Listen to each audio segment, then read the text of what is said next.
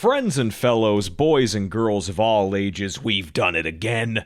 Muscle Memory's back in the hot seat for another special interview with a Bayonetta player? Now, I know that to some of you, Bayonetta, Transformers, The Wonderful 101, these may as well come from another world, but if there's one thing that I've learned over my years on this platform, it's that even though we all play different games, and we might not understand the full depth of what goes into each other's systems, all that matters is that when we look at our fellow players, we see the drive and love that they, as people, pour into their craft. And boy, did I see a lot of that today. Setnaro, longtime Platinum Games fan and Bayonetta 1 player, joins me on this edition of Muscle Memories to talk about his come-up in the scene. It's actually a funny story, because even though he's a Bayonetta player by trade now, it was not love at first sight with that game. We talk about his introduction to the style scene through the Wonderful 101, and how he learned to approach new systems, something that we can all learn from as we gear up for DMC 5. But like many of you, my first introduction to Setnaro was through his combo videos. In particular, we should all be acquainted with the Bitcoin Bayonetta beat, Set's V-Style 9 freestyle entry that came in and swept the viewers off of their feet. So you know I had to learn about his production process, and I am telling you now, it is a process. But that's not all. Setnaro is also in the middle of organizing the Bayo Collab Project, a community combo video made from clips sent in by players of all skill levels and backgrounds. So if you're interested in the philosophy of organizing community collaborations, you already know I got you covered. And finally, we talk Bayo 3. With so many questions left to answer, I wanted to know what worries Set about the future of one of his favorite franchises. We cover a lot of ground with this talk, so guys, you already know what to do. Find Set's Twitter in the description and send him some love. Find the link to his community project and send him some clips. As always, don't forget, Muscle Memories is available on the iTunes and Google Play stores for free download, so you can take this wisdom to go. And with that, join me in welcoming Setnaro X. You know, it's funny, you were talking about being nervous on Twitter. I'll be honest with you, my dude. I am so stunned to be able to talk to I keep wanting to refer to you as a Bayonetta player, but that doesn't really do you justice by any measure, because you were also one of the people who came out with, like, a crazy, influential, but also just, like, landmark Wonderful 101 combo video, too. Yeah, like, that's right. You were one of the people who just came up and straight up showed people how sick the game was. And whilst I'm sure there were other players around at the time who were also doing projects like that, it's interesting talking with people who, I don't want to say like break through in like the viral sense, but on the scale that we're at, to have a project come out and for it to be something that a lot of people, not even necessarily in the community, still see, is absolutely nuts. Yeah, no, how can I explain it? I remember, how can I say it? It's so hard to get these words together. I should have prepared this beforehand, but, oh no, you take your time. Okay. I know, way before Wonderful 101, I was just a scrubby player, because, my introduction to crazy action games was through Wonderful 101, but I did dab in a few other games, one of them being Bayonetta, but I was pretty much a scrubby player way back then, because I remember when Bayonetta first came out, I wanted to buy the game simply because I'm an unapologetically Sega fanboy. I usually follow what Sega releases, because I try my best to support them, even when they do like lots of mistakes here and there. I'm aware that they do some bad stuff, but every once in a while they'll throw a bone and give the player something really good. And when I read an article like a long ass time ago that IGN made an article where they were talking about Sega had acquired Platinum Games. And I never heard of Platinum Games, but when I started following what they were doing, that's what led me to games like Mad World and Bayonetta. I was like, oh, these games look interesting. Let me give them a shot. But I had fun with Mad World, but that's because Mad World is a very simple game to get into, what with all the waggling and all the very situational things you got to do. With Bayonetta was a totally different story. Like, you wouldn't believe me, but when I was playing Bayonetta, I was absolutely frustrated right from the very start. I was getting stone statues, which normally that's not supposed to affect you. I tell people, like, if you get a stone statue in Bayonetta, it's not a big deal. Just learn to get better. That's the idea behind it. But, you know, that's an advice I should have given myself back then, because I was so frustrated with Bayonetta that I initially rage quitted that game. I made it up to Route 666, where up to that point I was like, I've had enough. I can't handle this game. This game is too hard. What the hell? Did you die to Gracious and Glorious? Yeah. I was those people who hated Gracious and Glorious. Well, was that the kill shot for you then, if you remember? Surprisingly, no. I know I struggle with Gracious and Glorious, but the enemy that I have most troubles with, I don't think it was an enemy. I think it was a boss battle. Trying to remember the one, because even though I love Bayonetta a lot, I'm not really good at remembering all these enemies' names by heart. But I know it was one of the boss battles where it takes place where you're surrounded by like a giant whirlwind. I know which one you're talking about. You got to climb around the dude and break his gems, right? His power stones. Yeah. I was struggling in that bit, and by the time I finished beating the boss, I said to myself, I've had enough. And I put the game down and I quit from it. And it was even worse because I had another friend of mine who came to visit, and he was more associated with action games because he had played Devil May Cry 3 at the time. And when he came over, he was telling me, "Oh, it's Bayonetta. That's the game that these people who were from Clover went on to make." And I was like, "Really? I never heard of Clover. Well, what are they all about?" It's like, "Oh, they made these games like God Hand and Beautiful Joe."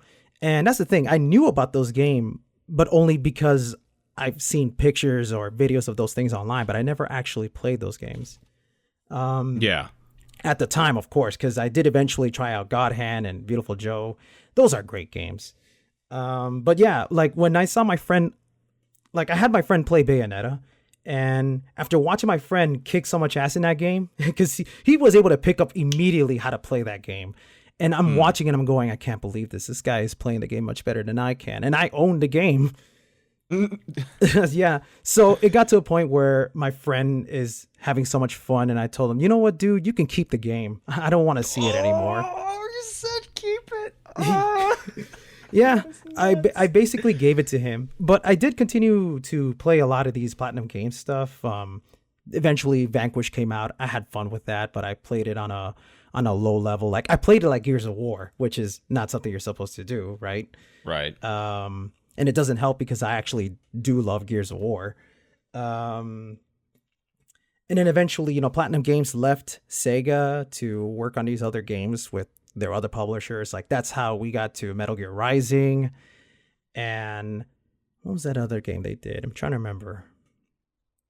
No, I think it was just Metal Gear Rising at the time. Oh, and then of course, eventually that was what led to Platinum Games announcing that they were going to make a new game for the Wii U, which ended up being Wonderful 101. Right.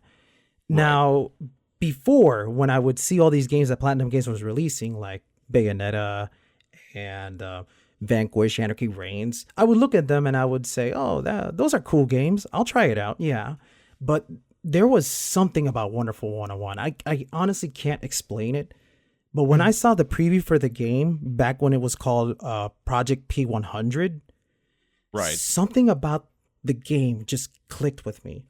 Maybe it was because of how colorful, how vibrant it was, or just the idea alone. I was sold on the idea of, hey, you could draw this weapon, and if you draw this shape, you get this weapon. I was just mesmerized by that idea. I'm pretty sure Wonderful 101 may not be unique with that idea. Maybe there is another game that did that. I don't know. But to me, that was mind-blowing at the time. And right, I was so hyped for that game that I started like paying 100% attention to that game. To the point that I started to learn who are the devs. That's how I started to learn who Hideki Kamiya was. and I started watching all these videos online on how to play the game. I was so stoked on trying to get good at this game. I really did. To the point that when the demo for the game came out, this was back when, for some stupid reason, you had a limited amount of plays for a demo, like when you were playing a game on Nintendo platforms, right? I think Wonderful 101 only allowed for 20 tries. I made sure never to turn off the Wii U. I would constantly play that demo over and over and over. I think I reached about 100 hours on the demo alone. I was obsessed, man.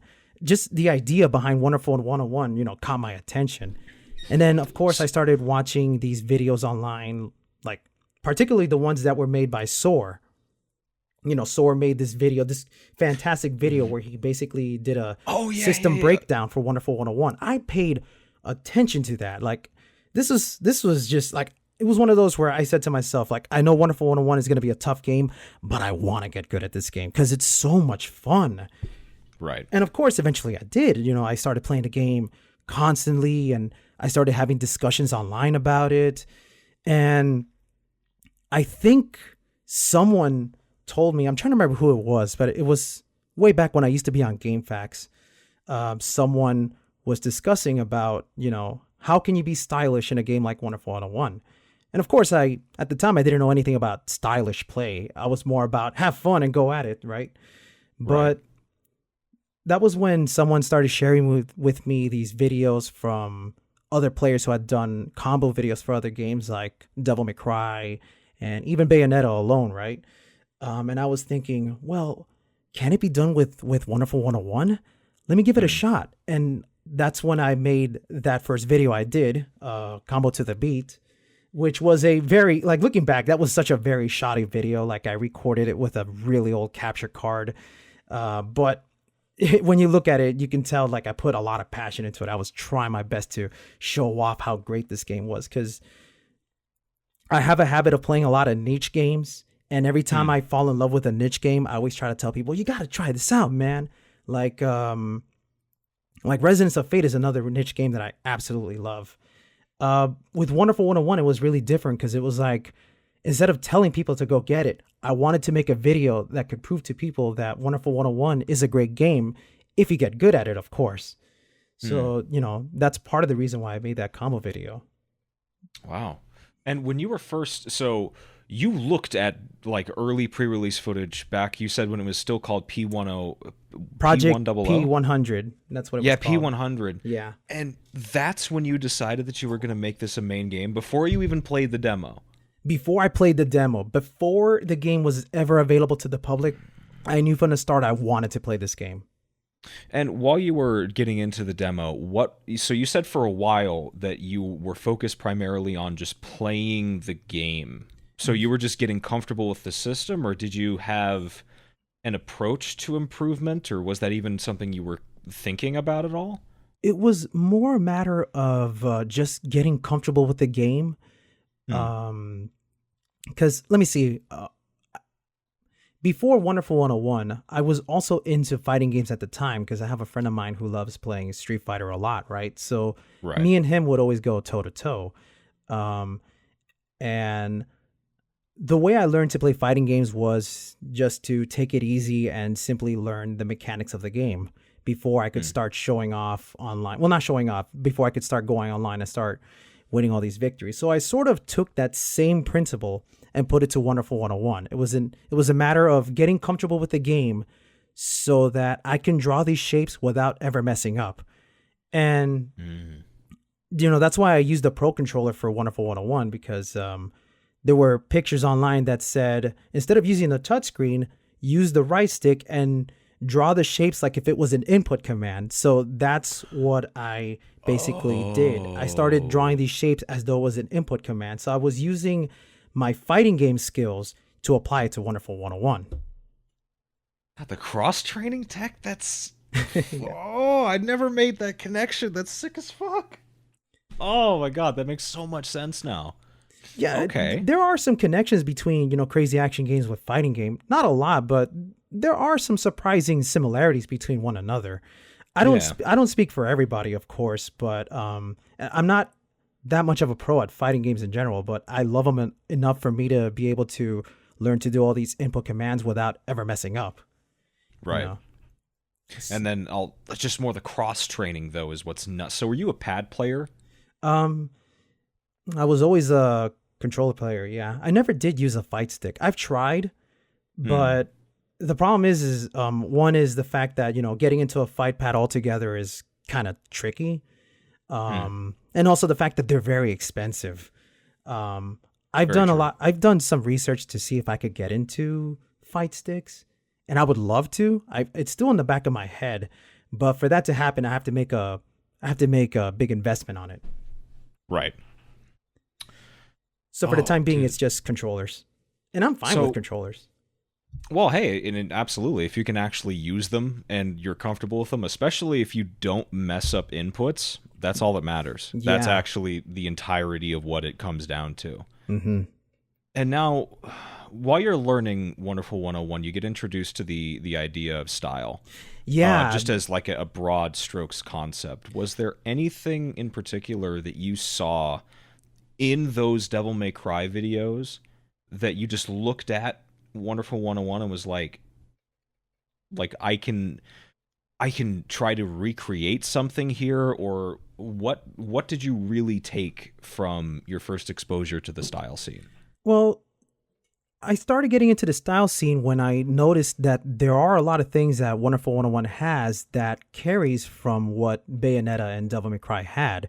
Like, for example, when you have the sword out, you're able to do moves like the Stinger, and you can also launch enemies up into the air, which is no different than how Dante does the High Roller. So there are some similarities between the two of them. Of course, they play very different, but they have the same principle, the same philosophy. The idea that with all these intricate moves, if you put them all together, you can be very stylish, especially in the case of Wonderful 101, where you have to maintain these enemies in the air while also learning to swap between weapons and making good use of all these weapons all together. Like, let's see, because, like, for example, let me see if I can make a good comparison here, because, like, for example, in Bayonetta, if you launch an enemy into the air and you throw the nunchucks, the siphon, you can keep an enemy stuck in the air to give you plenty of time to do something on the ground. In Wonderful 101, there is a similar aspect to that, where if you get the Naginata weapon, you can do a multi-unite Naginata, where the Naginata will come out and spin to keep the enemy in the air to give you plenty of time to draw another shape on the ground. Right. So that was the idea. Like, so the similarities that the Devil May Cry has, or I should say with what Wonderful 101 has with Devil May Cry and Bayonetta, is what led me to being stylish altogether. Because, like I said, like, there's a lot of these attacks that carry from what these games had. And how many projects did you actually complete for Wonderful 101? Projects like combo videos and stuff like that? Yeah, combo videos, playthroughs, anything of that nature. That's the thing. Like, in the back of my head, I've also been wanting to do a Let's Play for Wonderful 101. Ooh. Because the thing is, I'm still an amateur when it comes to Let's Plays. If you, like, watch some of the older videos that I have. I mean, I started doing Let's Plays about 2 years back, and even when I look at them now, they're still kind of shoddy. Because a lot of it is because I don't have time to play games these days, because I'm always so busy, you know, with work and having to be with the family, having to be with my friends. I gotta have a social life, so I don't have time to play video games, that sort of thing. Right. But I try, I really do. And I feel like the day that I feel very comfortable doing Let's Plays is the day that I'll start doing a Wonderful 101 Let's Play. Because I feel like I do have a lot to share. I know there are other people out there that have done a fantastic playthrough for Wonderful 101. Like, what's this dude's name? Chip Cheesem, I believe. He did a phenomenal Let's Play for Wonderful 101 where he detailed everything about the game. He showed off like all the little intricacies he could do. I would just watch that and learn as I go. Right. And I would spend so much time with Wonderful 101 that I would learn all these little things that not many people are aware of. I would give you some examples, but unfortunately I've actually forgotten them because I haven't played Wonderful 101 in such a long time. Oh, really? Yeah, because the thing is, I love the Wii U. It's a nice system, but it's honestly taking up a lot of space. I've had to put that aside so that I could, set up my Switch and all that sort of thing. Yikes! Nintendo, port the game. They got the game. Please port it. Port it. My God. How extensively would that benefit from the better hardware? Do you think? I'm pretty sure that if Wonderful 101 came out on the Switch, it would have a slight upgrade in performance, kind of like how Bayonetta 2 did get a slight performance upgrade. Not a huge upgrade, but just enough where you could see that the game is pretty competent. The thing about Wonderful 101 is that that's a game that, oh boy, you need to optimize the shit out of that game in order to get it running at 60 frames per second. I don't expect that game to be running smoothly if it ever comes out on the Switch. Are frequent frame drops actually that big of an issue for you though? No, actually. Thankfully with Wonderful 101, you don't need to be super precise with a lot of movements. There's no just cancels or just frames or anything like that. Like I know in Bayonetta 2 there are stuff like that, like with the Salamandra, I think the chainsaw, where when you hit an enemy with the chainsaw, if you let go of the button at the right moment, she'll do another attack. Those kinds of things. You don't see that at all in Wonderful 101. I think the only thing I can think of that requires actual precise timing would be the what's that called? It's an ability that Beautiful Joe had, where if you get hit and you tap the jump button just before you hit the ground, you recover from that. The word escapes me. I know what the term is. I just don't know what the move in particular is called. Well, it's like ukemi. It's ukemi, but obviously there we go. That's what it was called. It was called the ukemi. It was actually just straight up called the ukemi. Okay. It's called the Wonder Ukemi. Oh, nailed it. Yeah, there's like everything in Wonderful 101 is just called Wonder. We did it, Reddit. Reddit. Is it called Wonder Stinger then? I think so. Yeah, I think it is called Wonder genius. Stinger. Oh, is it called Wonder Prop and Wonder Shredder? No, that is actually called Wonder Rising and then Wonder Cyclone. That is so sick. You gotta have something different. Getting into it. Oh, absolutely. I do recommend trying out Wonderful 101, especially if you do enjoy these action games, because I owe a lot to Wonderful 101, because if it hadn't been for that game, I probably wouldn't have an appreciation for action games the way that I do with Bayonetta now. And eventually, I do want to play Devil May Cry 5, man. Like, I'm looking at the footage for that game, and I'm getting super excited. You know we got Daedron, right? Yeah, of course. Oh, boy, we got Daedron. I'm trying to get Setnaro X. I'm trying to just collect them all. Be like, Bayonetta, I don't know. You're just putting all these people into your little trophy collection. Just be like, hey, guys, we got another one. Mount them up. Here we go. Next, I'm gunning for Saurian and John Chin. Oh boy, those are the next on my list. Especially John Chin. If you're listening to this, I'm coming for you next. You're gonna have to pry him away from Transformers for that. Oh, but I can't do. I love that game so much. I can't do it. All right, it's a great game. Yeah, it's a basic game. I love it so much. So with Wonderful 101, I wanted to try to lead into Bayonetta a little bit because, of course, like I told you, I quit that game. But after I finished playing Wonderful 101. I noticed that there was a lot of similarities between Bayonetta and Wonderful 101, like how at the end of a verse you get ranked on, you get a platinum trophy. In this case, you get a platinum medal.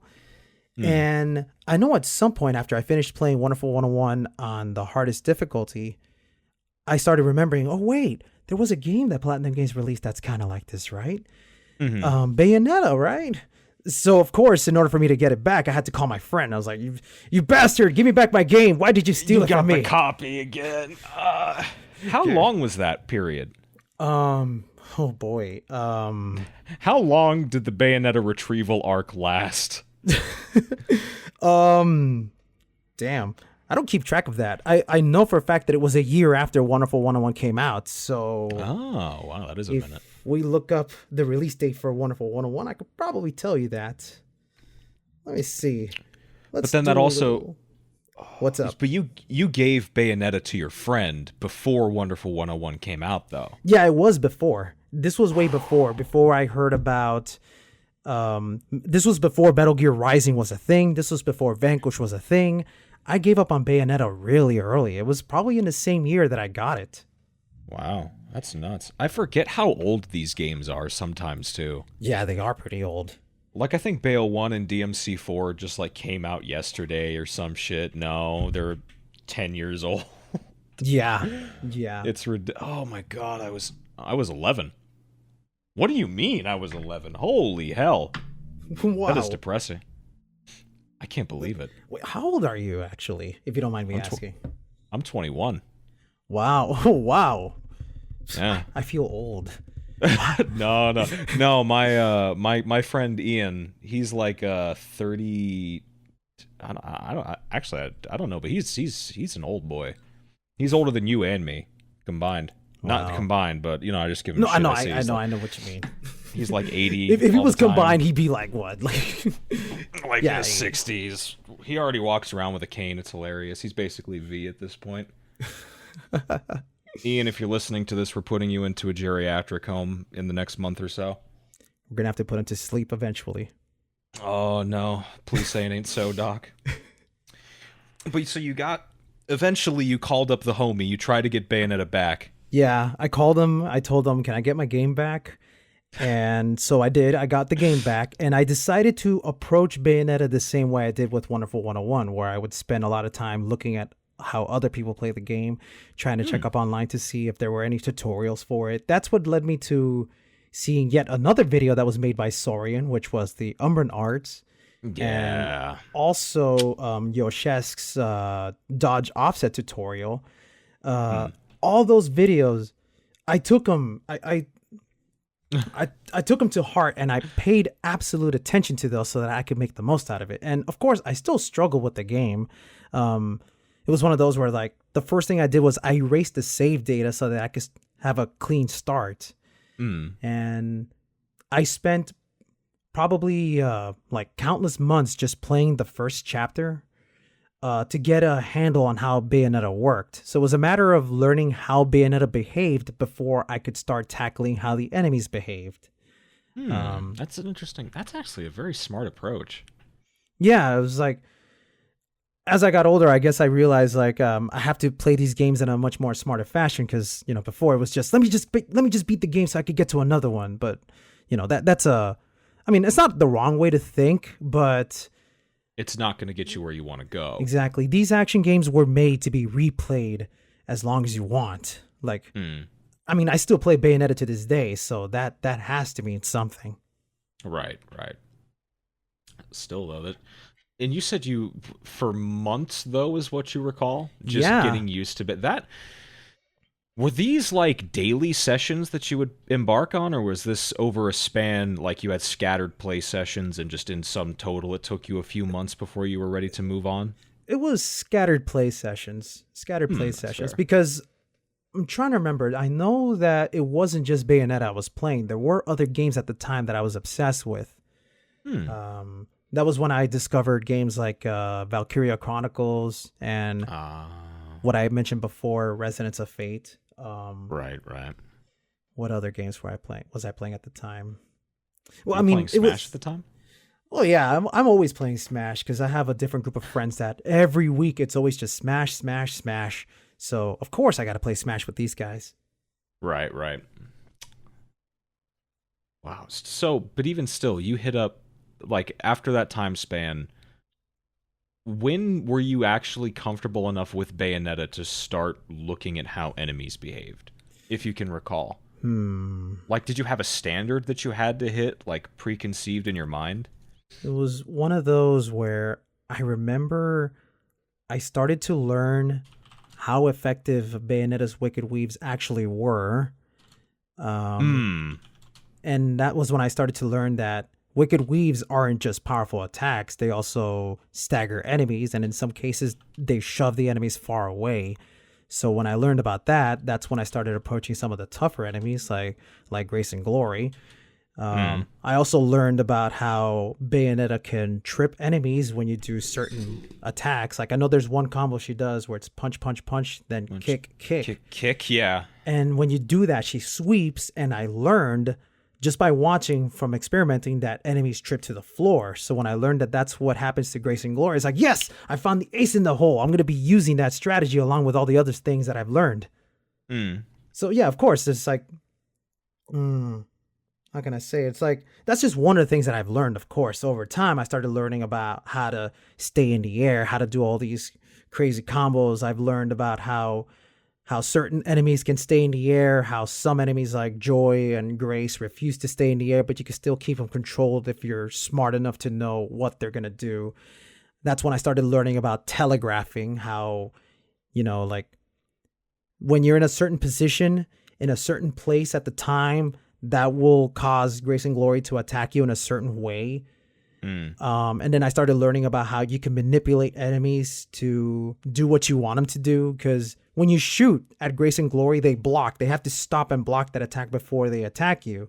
So that's when I started learning that by combining the gunshots with dodge offsetting, you can manipulate those enemies into doing what you want them to do. Like, I'll hold them in place, and then that's when I'll know they'll attack. So then I'll dodge and then go for the Wicked Weave. Now, I have just a quick follow-up question for how you go about getting all this information. Was this all just memorized raw, or did you keep like a notebook, some sort of documentation that you could continually reference and build upon while you were doing all this experimentation? Nah, it was just memorization. Okay. Have you ever done any sort of long-form documentation of notes like this, or would that sort of only impede you? The only time I've ever done that was when I used to play these old point-and-click adventure games like Myst and Riven and Exile. That was the only time I ever did that, but that's because it's kind of a requirement to do that, because you'll stumble across a puzzle that says something, and you'll have to write it down. Otherwise, you'll completely forget about it when you get to this other area that's meant to be connected to that puzzle you found earlier. Right. Yeah, that was the only time I ever did any sort of documentation. No, for every other game, it was just learn as I go. And for some reason, it just sticks with me. And when you're doing these sessions, like experimenting with Grace and Glory and all that, you're more or less just focusing just on them. Like sort of how in the beginning you were just focusing on Bayonetta's movement and her controls. Yeah, I would learn how Bayonetta behaved first. And then eventually, once I got the hang of how she behaved, that's when I started learning about how all these enemies attacked. And of course, it did help that in Saurian's videos, the Umbernards, he explains that enemies always make some sort of cue to let you know that they're gonna attack, whether it be through sound or through some sort of image. That's something that you got to pay attention to. And that was one of my biggest mistakes when I was trying to get through the game. I just wanted to get through the game. I wasn't paying attention to how the enemies were behaving. It's so interesting to just sort of step into a time capsule like this, isn't it? Because like nowadays, telegraphing and a lot of the concepts that you and I have become so familiar with in our respective games, like, we don't even need to think about explaining what telegraphing is or enemy AI manipulation works. But in the early days, a lot of this stuff wasn't well documented. It wasn't part of the general social understanding of these games. It's actually amazing to see how that knowledge is proliferated through everything. Yeah, like something I've learned is a lot of these games don't ever really tell you that much information on how they play. They just expect you to jump in and learn as you go. You right. You correct on that one. They don't tell you shit. It isn't even just, action games. Fighting games were the same thing. Like, I know Street Fighter 2 never really told you much other than just, hey, this is how you do this move. Now go out there and beat this guy. Well, it's nuts because I never knew, ever, until way later did I know that they had an in-game tutorial text explaining how dodge offset worked. Yeah, that's right. I actually forget that dodge offset is explained in the game. It's just done pretty poorly. It's buried fuck deep in a codex entry. You're just like, oh, that's sick. It's just like, okay, it explains it to you in a very vague way. Like, it gives you two examples. It's like, hold this button, then press this button, then hold that button. Well, that's not going to help you. That's actually part of the reason why I like Wonderful 101, because not only do they explain to you how to do the move. There's actually a video that goes along with it. And I think that's something that Bayonetta desperately needed, some sort of video preview. Devil May Cry 4 does the same thing, doesn't it? Where when it teaches you a move, there's a little video clip that lets you know how it's done.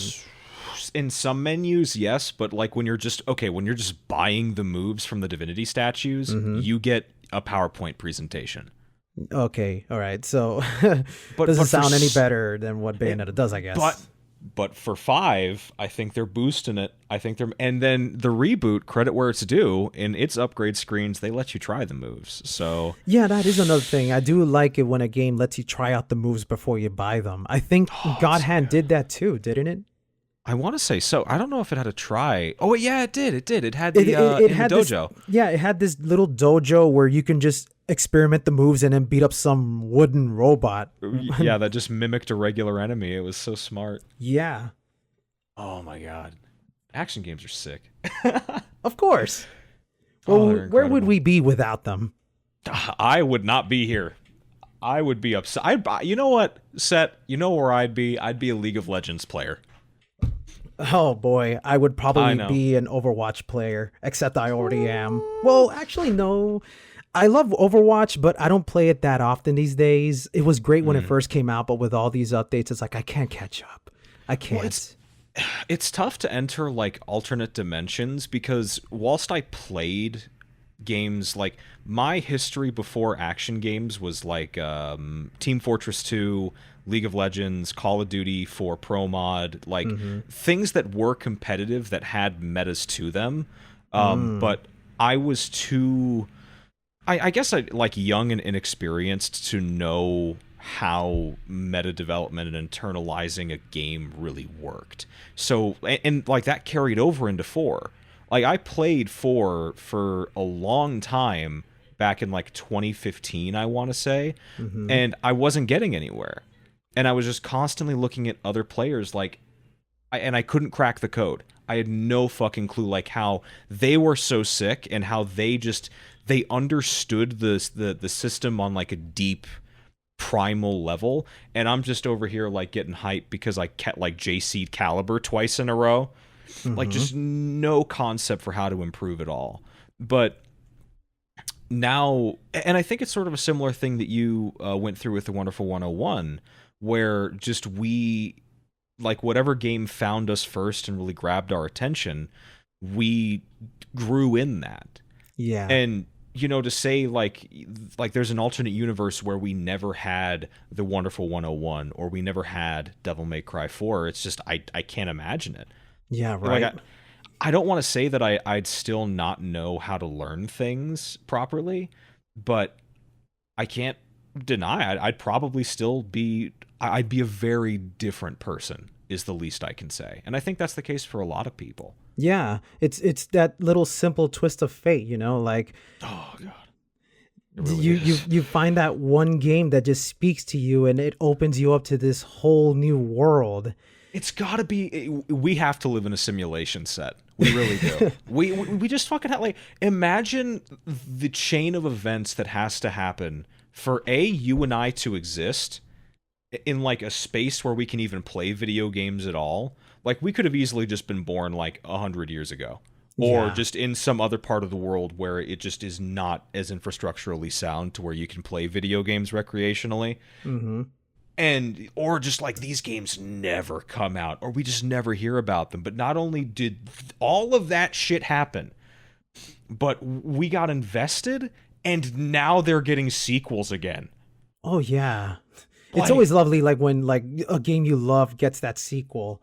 I can't even I genuinely like. We're gonna talk about Bayonetta 3 in the. Don't worry about that. We're talking about Bayo 3, but it's just the universe just has to be a simulation. It just needs to be. I'm in the Matrix right now. Fuck. That's the only way I can explain all these events leading up to this point. That's it.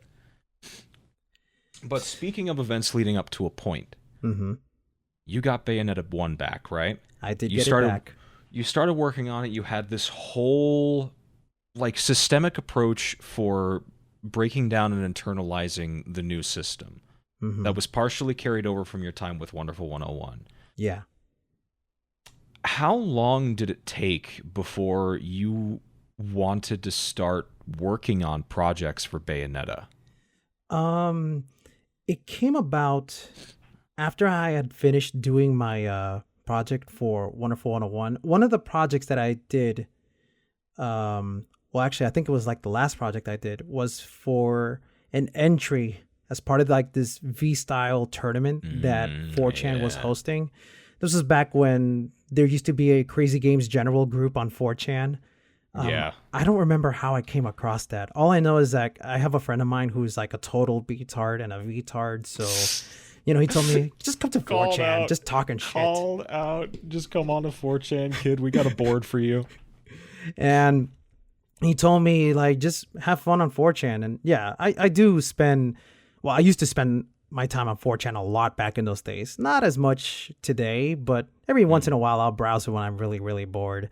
But back then, because I was obsessed with Wonderful 101, I wanted to find people who had a similar interest in that game the way that I did. And that was how I came across the Crazy Games General.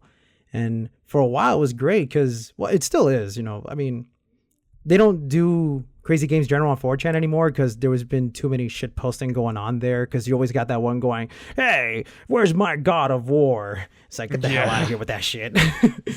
Poor people. But it was one of those where, like, when I heard about CGG and I had fun chatting with them, that was when they started talking about, like, hey, we're going to do a V-style tournament. You're in? And I was like, Like, am I? Am I? What do you mean? So the first time I entered the V-style was for Wonderful 101. And that didn't get as much views as I was hoping, but it was more a matter of trying to entertain people, which has always been the most important thing for me to do. I couldn't care less about views or anything like that, especially since like my YouTube channel gets a lot of these subscribers, mainly because a long ass time ago I posted like Guinness World Record videos, and I highly regret doing that. But I needed to do something at the time because I didn't know how to record games. But now that I know, it's like, well, now I can post videos. Now you have another outlet. Yeah. Of course. So first I tried my luck doing a V-style tournament entry for Wonderful 101, and that went pretty swell.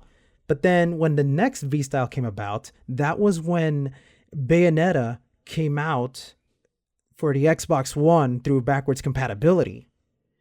And yeah, like when that happened, it was like, oh man, I can record Bayonetta footage with my new HDMI capture card.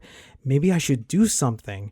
And that's what I did. When the new V-style was announced, I was like, okay, I'm going to try to do something for Bayonetta. But I want to do something different.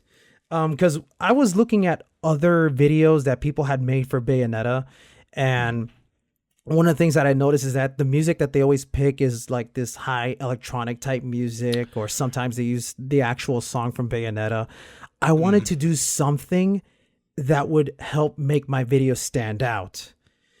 And so I was going through a lot of songs. I was listening to, like, on a daily basis, I'm always listening to like 2-3 different albums at a time. Like, and I still do that to this day. Like, I'm always listening to lots of songs, like, because all my friends keep calling me the music geek. So I don't like calling myself the music geek, but since everybody likes to do that, I guess I am. The music geek. You gotta wear it. You gotta wear it. I gotta wear it. I'm trying to remember, because at the time I was also playing Odin Sphere Leaf Razor. I think that's what it was called. It was a PS3 re-release, which was an old Vanillaware game that came out for the PS2 that had a re-release on the PS3 where they actually changed the mechanics of the game so that it would play a lot more like an action-oriented game. It's not quite as deep as anything like Bayonetta or Devil May Cry, but I certainly had tons of fun playing it, doing like these crazy air combos in that game. And initially, I was going to do a video for Odin Sphere. I never got around to it because it's really difficult to be stylish in that game. Right. And a song that I came across at the same time was this song that was made by a hip-hop artist that goes by the name of Grammatic.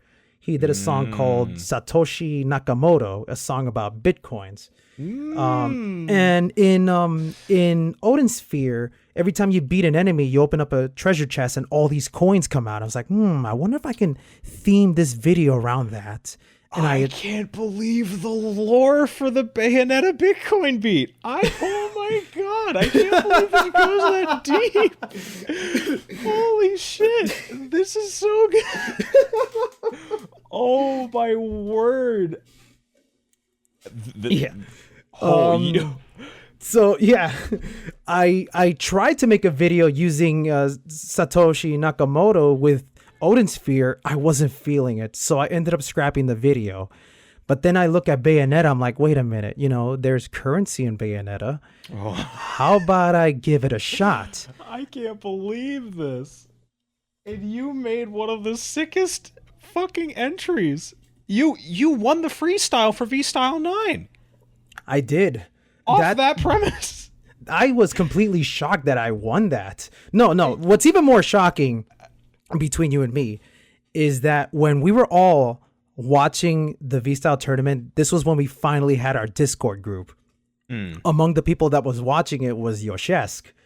And Yoshesk was telling Urser in the chat, not to be mean. I think she said something along the lines of not to be mean, but I think Setnaro's video is a lot better. Wait, I totally am being mean. And I was like, oh my god, that sounds great. The fact that Yoshesk actually praised the video was more than enough for me to say, I got it. I finally made it into the group. I can finally prove to people that I can be just as stylish as these people. I mean, I'll never be as good as the Devil May Cry players, but I can try. I can sure as hell try. Man, it's so fucking nuts to run comparisons between like players, but also between games, because like it's a very different world talking to somebody who plays primarily Bayonetta, because they're so different, Devil May Cry and Bayo. Yeah, but still, that period towards like V-Style 8 through 10.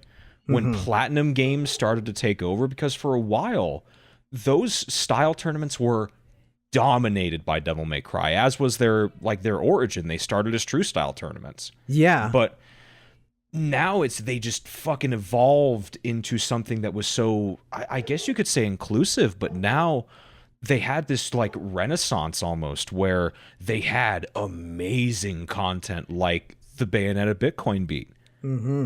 Like, that is straight up, like, out of everything that appeared there, that was the one that really fucking deserved the win. Because it was just, this is going to sound redundant, but it was just so stylish. It was so you.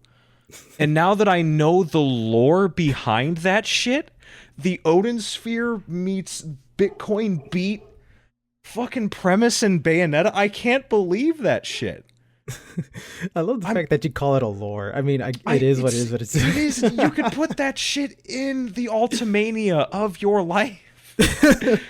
You can, like, you just picked up one of the fucking Ansem reports with that shit. I can't believe it.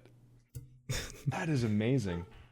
But I think that's one of, like, retrospectively, that's one of the things that's really indicative of what makes, I guess, stylish play so pure. Or I guess that's like pure stylish play, I should say. Yeah. That's like one of the most abstract forms. It's something that only you could do.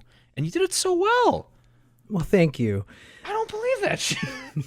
It was like, I think for me, what really sells it, and this is the thing I'm most proud of, because even to this day, I still think my Bitcoin Bayonetta beat video is still my most favorite, is I worked really hard to make it where the clips can match the vocals.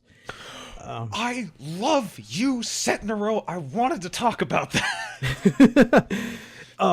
Yeah, like, it was, because the way I see it, hip hop music is in its own way very stylish, because it's about the musician trying to have this great rhythmic sound with their voice.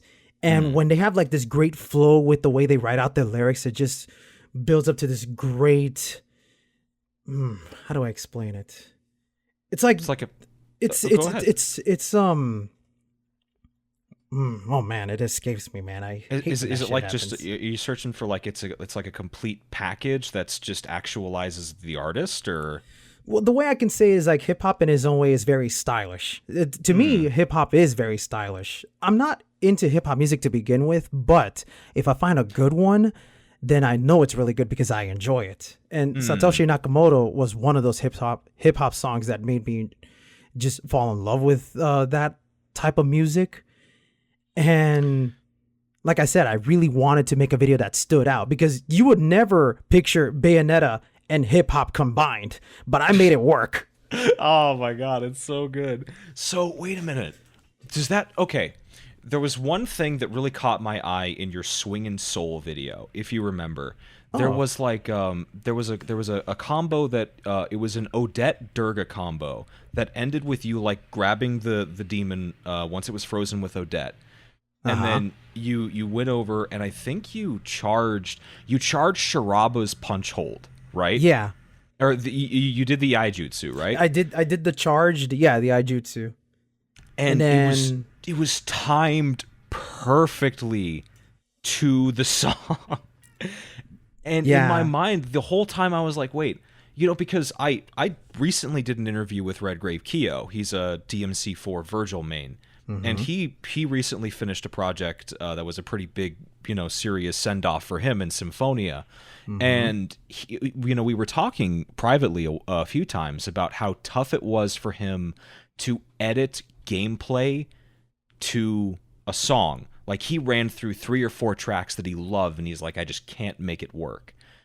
So, if you remember that instance when you did Swingin' Soul, was that timed? Did you edit the song in post, or was that like the prince of all happy accidents? It wasn't a happy accident, but I can tell you what is the biggest happy accident in all my combo videos, and that's the one in Bitcoin Bayonetta Beat. There is a part in that video where I'm fighting on Route 666, and I'm doing this breakdance move while keeping the enemy juggled, and then when the enemy dies, Bayonetta poses. And then the lyrics go, take a snapshot, and then, and to top it all off, the vocalist goes, oh, and at that moment, Bayonetta gets hit by a random enemy attack. That worked out so perfectly that I made sure to keep that clip there. And that was actually the first clip I recorded. What do you mean? How is that so smart? Oh my god, the synchronicities of the universe. That is incredible. So since then, I never had any happy accidents like that. What I can say is that, yeah, it is really difficult to make your video match up with your music. What I do is like I listen to tons of music. Like I said, I go through a lot of songs. I try to sort of imagine how it would play out in my head. Like when I'm driving to work, I play the song on the radio, and then I'm just thinking in my head, how would this work? How would this go? That sort of thing, right? So then once I get home and I start doing my recordings, I sort of time myself on how fast I can destroy an enemy doing these combos. And then I slip it into the video, and then I see, okay, maybe if I add this move or if I remove this move, maybe it'll time correctly. And I would work with that. And another example I can give you where I timed it like lots of times, because I have probably like 20 leftover clips just trying to get this one scene to look right. It's the part there's this one bit in Bitcoin Bayonetta where the guy says I'm trying to remember the lyrics. He says it's like a bolt of energy, you just gotta let it go. And at that moment I'm shooting off the bazillions to match the phrase energy. Oh, that was planned. That was all according to Keikaku. and then as you listen to the lyrics, I actually posted I actually had to write out the closed captions just because, I want to make sure that people can see that it does match up. There's a part at the very end of that clip where Bayonetta does this move where she leaves a Durga in the sky. And when the Durga appears, the lyric says, I'm just like a Haley. And he's referring to Halley's Comet. So the Durga is supposed to be kind of like the Halley's Comet. And then when I pull the enemy up with the whip, the lyric says, I'm gone like a cloud of dust. I believe that's what he says. Every frame a painting with Setnaro. I don't believe you have killed me. Oh, so okay. That is incredible. You pick the song first, and in your head you're constructing and working, you're directing the combo route until you get it just right. No wonder this shit takes so long. Yeah, it does take a while. That is outstanding. I cannot get over that. But for me, it's like I put the music first because it goes back to what I said. My friends call me the music guy.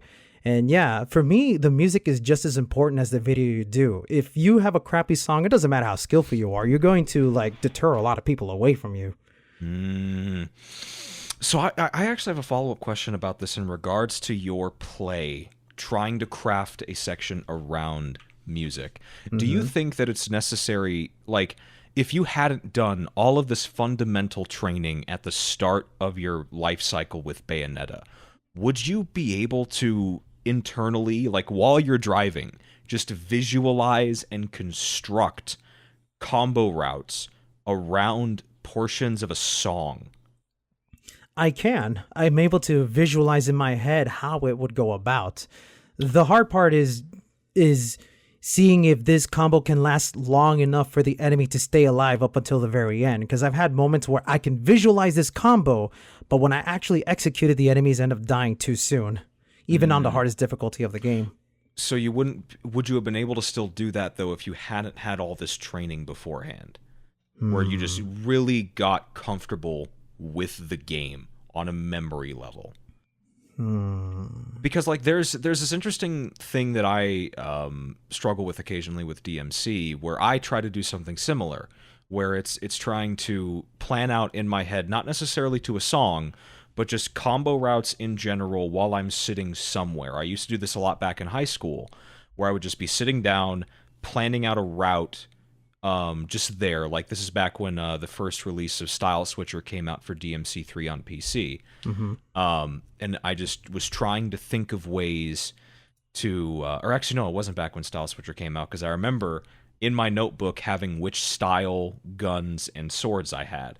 But I would try to get everything down, mapped out internally, and try to account for where the enemy's position would be after this move. And I would go back and try it, and just things would be out of sync because I hadn't put in enough time to really have the system in my mind almost like a language or a free-form instrument. And I'm wondering if your ability to craft these things internally is a product of your work. I guess we'll never really know.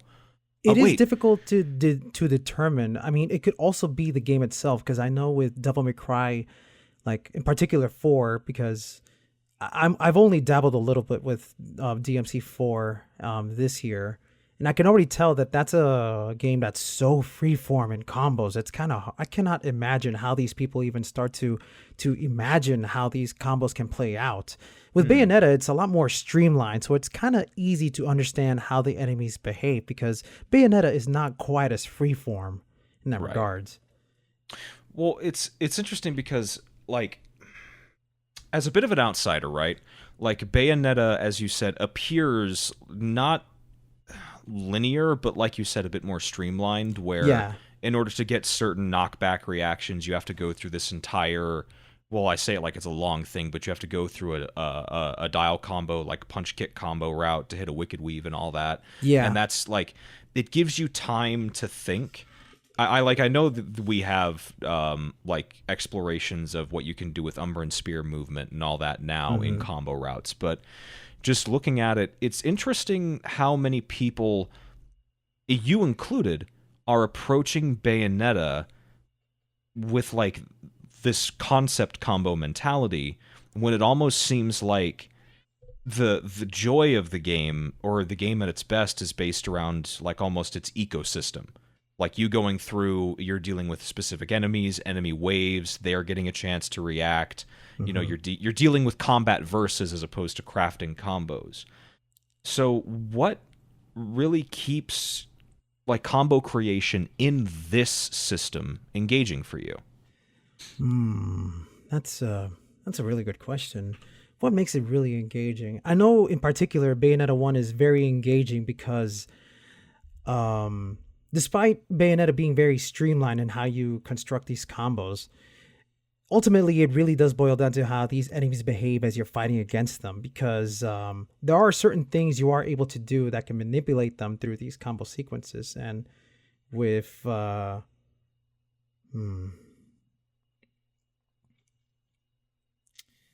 damn, I never really thought that deep about it. All I know is that with Bayonetta is like I have tons of fun just being able to manipulate these enemies in control. And there's a lot of ways that you can get them to where you want them to be, and before you start doing like all these important sequences to get that score you need to earn yourself a pure platinum. Right. Well, then it's just a matter of that's just what you like. It is that just what I like. That just makes sense. Yeah, that's wholesome.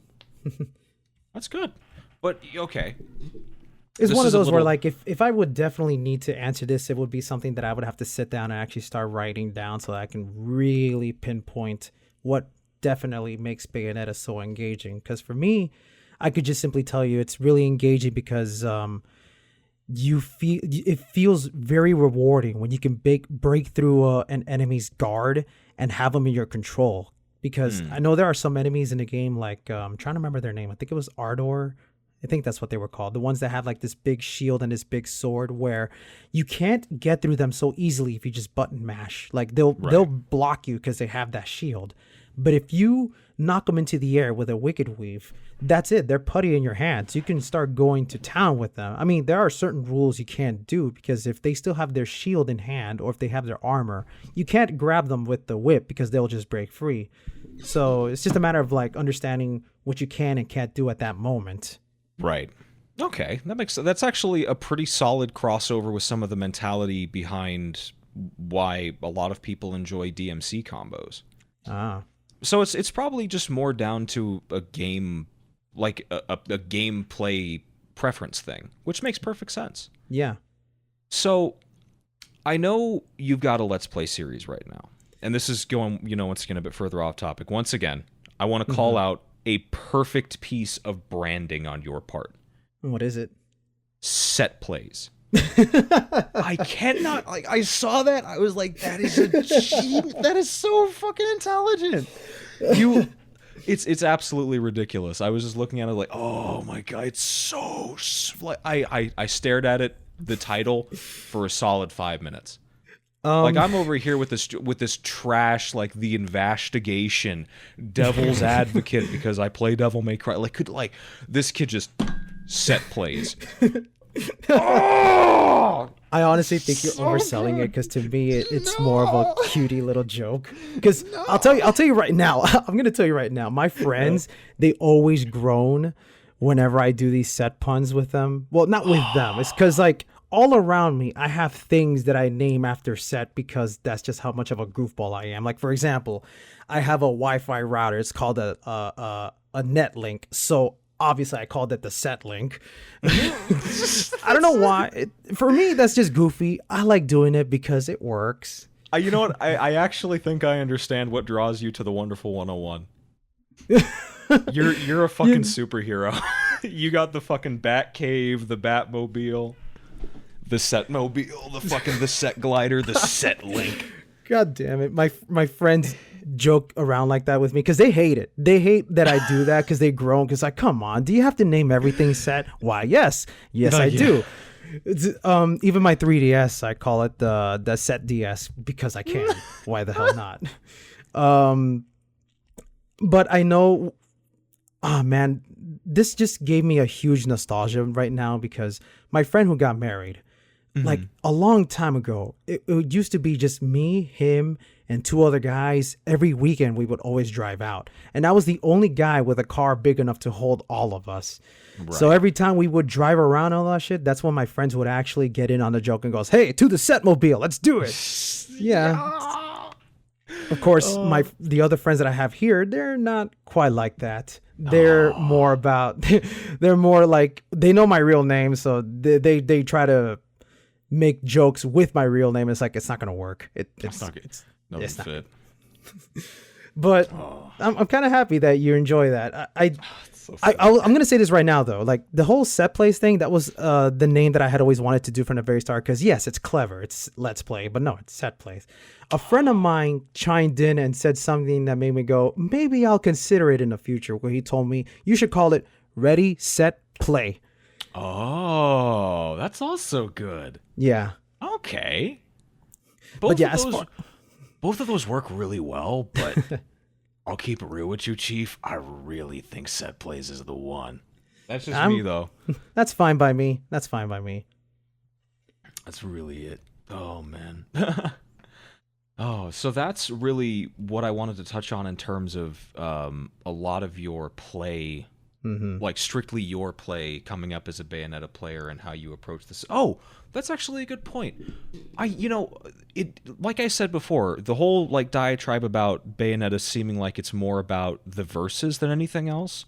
I'm surprised I've not seen like a pure platinum post commentary series from you.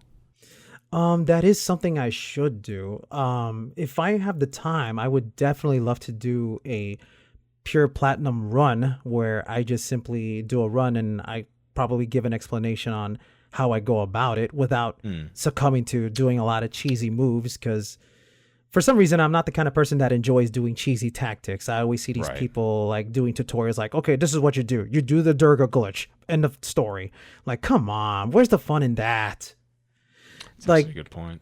It's one of those where it's like, if I ever do a pure platinum breakdown, it's going to be one of those where I will show a verse and I will show the multiple various ways in which you can get a decent score or a high score using different weapons. The thing is that that's already tough for me because I'll admit I do struggle getting a pure platinum on some of the later half of the game, like particularly the final chapter, because you also have to go through the epilogue where you're only given just a few seconds to destroy these enemies, and if you do it too fast with the hard-hitting moves, you get a low score, but if you take too long, then time is up.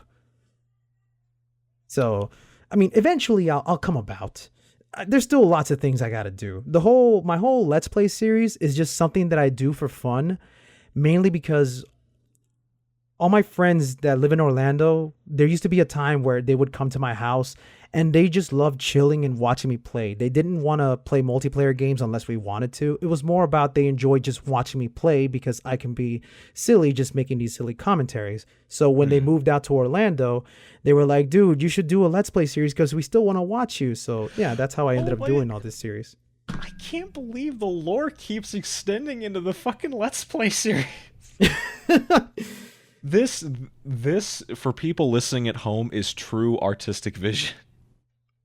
This is I'm like just everything doing it for has my a friends. reason. I do it because I enjoy it. I do it because I got friends who support me. I'm just doing it because I have fun. I can't. I'm slayed. I'm destroyed. That's so fucking sick. That's amazing. I never expected this much story out of this. That's raw incredible. But speaking of very wholesome shit, yeah, I would love to talk about the Bayonetta Collab Project. Oh yes, all right. I think that is so sick. So for those of you listening who haven't been acquainted with this yet, Set, would you please educate the people? Well, basically, I want to make a brand new combo video where everyone is allowed to contribute whatever clips they want to send over to me. That's just done.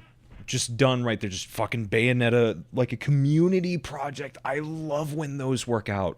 Oh, it's so good. And like, I've known for a while that like occasionally a player like Yoshesk would issue like a challenge or something like that, and people would get in on it. Yeah. But it was never how do I say, centralized. It was never like consolidated into a complete project for Bayonetta, at least to my knowledge.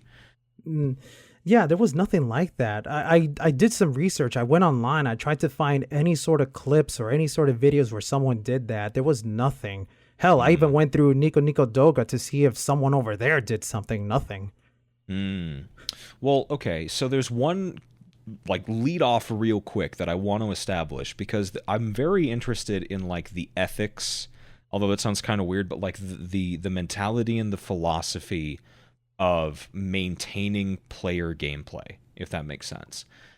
So, like, in the entire process, you're taking in all these clips. Have you ever, like, first off, are you still accepting submissions? Oh, no, I still am. The submissions will continue up until December. Ooh. Oh, yeah, no, so it's still live. So anyone that's listening, they still got a chance.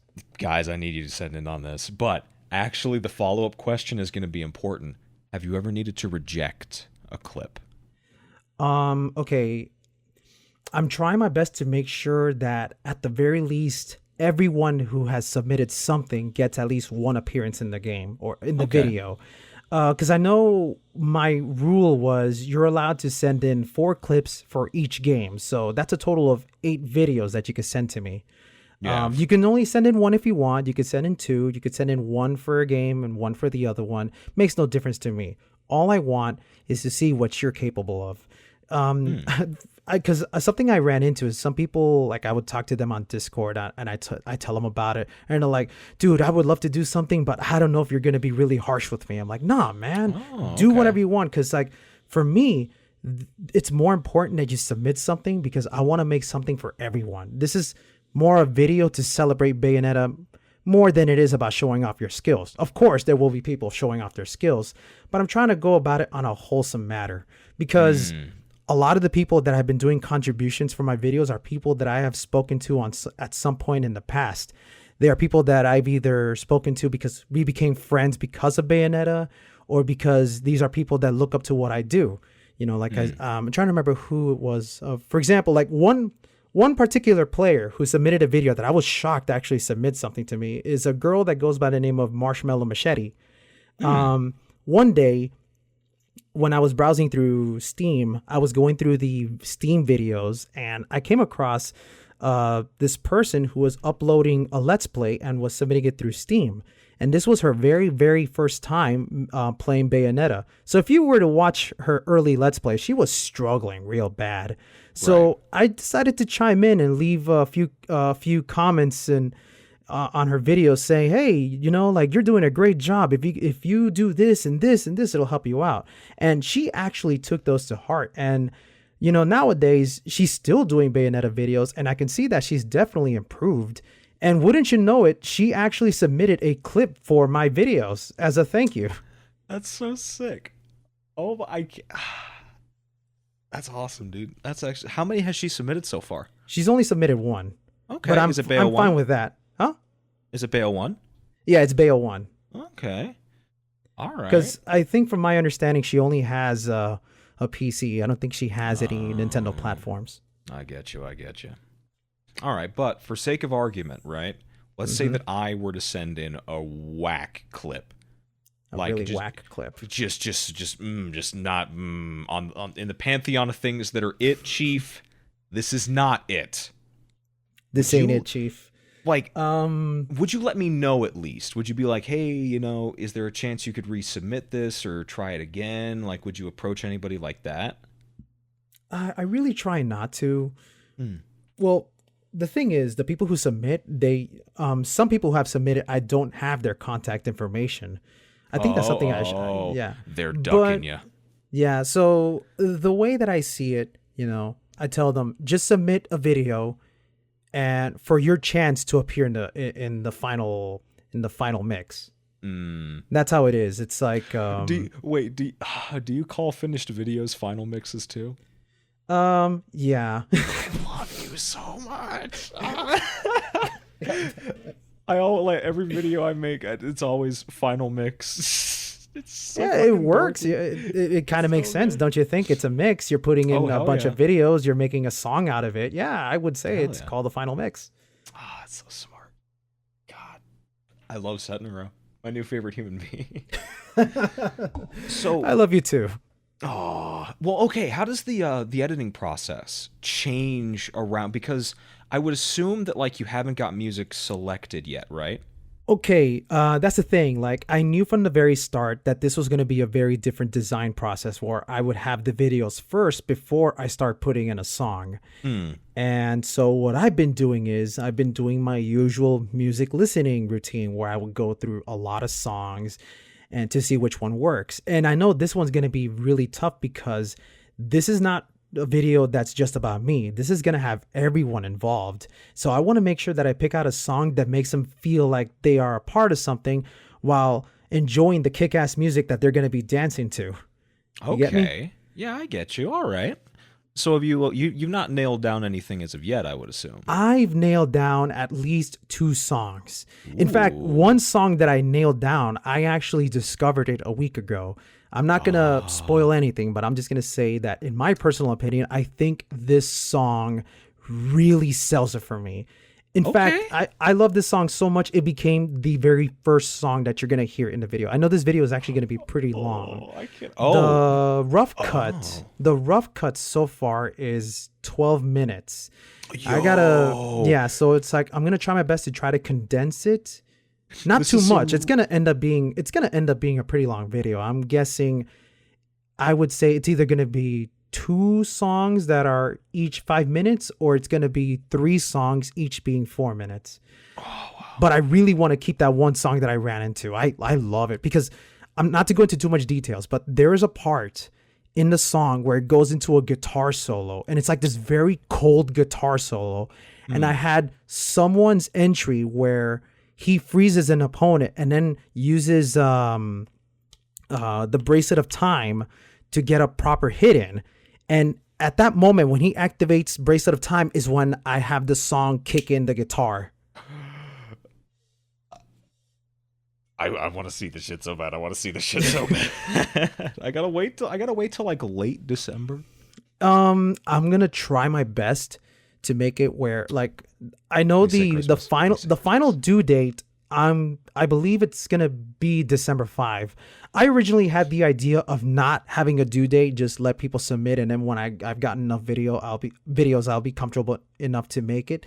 But the problem with that is that if I don't put a due date, some people might get lazy and be like, I'll put it whenever I want. Right. So no, I put down a due date to make sure that they know that this is something that they have to turn in, or otherwise they won't have a chance to appear in this video. Right. So I believe the due date will be during the first week of December 5. And when that ends, if all goes right, I want to release the video right on Christmas to make it a great gift for everybody. I love you. Yes. I cannot believe that shit is so sick. Oh, that is a good present, Setnaro. You have no idea. I want to see it so bad. I really want to make sure that it happens. There might be a delay, who knows? But so far, I'm making a lot of rough cuts, and I know for certain that the first song that I picked out is going to be a real doozy. It's an instrumental song that has the right groove. Like, I'm not gonna lie. Like one of my friends pointed this out to me. He tells me that I kind of cheat a little bit in using music that's way too hype. Like, because I have some videos where I use songs from Hideki Naganuma, who's one of my favorite musicians. He's done songs for Jet Set Radio. And if you're familiar with the Jet Set Radio style music, those songs, man, they do something to you where you just want to like get out and start skating and shit. You know? My God. Okay. So, but I'm fairly certain that even if this song is too good for the video, it's still going to be a fun video to watch regardless. Ooh, there you go. There you go. All right. So now, bearing in mind, I'm a little ignorant as to the many of the established players, and like indeed the true scale of the Bayonetta player base. But you say you're aiming at like maybe you got 12 minutes of footage so far. 12 minutes so far, but that's based on all the clips that I have. I basically downloaded all the videos that I got and I lined it up side by side on Adobe Premiere so I can get a rough estimate on how long the video is gonna be. Of course, I'm gonna start cutting down to make sure that they all work in sync with the music. But yeah, the rough cut so far is 12 minutes. I'm gonna try to condense that down to 10 minutes. Of course, between now all the way to the due date, there might be more video submissions. So if I start getting even more, that's just going to start adding even more. Like, that's going to be a much more longer video length. Right. But yeah, right now with what I got, it's just 12 minutes. So the overall response, though, in terms of volume, has been like pretty substantial. It's actually really great that we started talking about this pretty late, because if we had this interview, if we had this podcast several weeks earlier, I would have told you that this collab was going nowhere, because I only had 2 submissions from 2 guys, and I was like, oh man, I'm kind of upset about that. But little by little, it started spreading to the point that I started getting video submissions from people like Urser and Creative Handle, and those are people that are very well known among the Bayonetta community. I'm so stoked. Even Daedron, of course, like he was originally doing a combo video, but he lost interest in working on it. And when I was talking about the collab in one of our Discord groups, he messaged me saying, hey man, like, I'm not going to be able to finish this, but I would be more than happy to send you, donate to you these videos. And I was like, oh my God, that is so great. Even though I'm upset that you're not going to do this, I am so grateful that you want to send these videos to me. And I'm going to make sure that your clips look the best. Well, of course, I'm going to make sure that everyone looks the best. Yeah. There's no favoritism here. No one is going to stick out more than the other, unless, of course, I send way too many videos. But you get what I'm saying. Yeah, shout outs to Daedron. Daedron the GOAT. Thanks a lot, man. Yo, shout out big times to him. I saw that tweet on Twitter. I was like, oh, this community project's going to get lit. I'm really glad that it's actually picking up. I was worried because, like, I'll be honest, I'm not very well known in these kinds of groups. Like, I've always been like the one guy in the corner that you'll find in the recommended videos for YouTube. But, it started out with me making a simple little tweet where I asked everybody, hey, how do you guys feel about a community combo? And I got a couple of people who said, yeah, they're up for it. So I tried my best to make a really good announcement video. And that's when, I started getting some people involved, just, 2 or 3. And I was initially very upset about that, because it's like, well, yeah, I'm not that popular. I don't know if popular is the right word. I'm not well known in this group. So it's like, it's just little old me trying my best to get the word out. Right. Thankfully, after my second video where I actually showed a trailer, that's when even more people started coming in. I actually got some direct messages on Discord from some people that were like, hey man, I want to be part of your group. What's your criteria? And it's like, just do what you want. Just show me your best skills. Show me something that proves to me that you enjoy playing this game.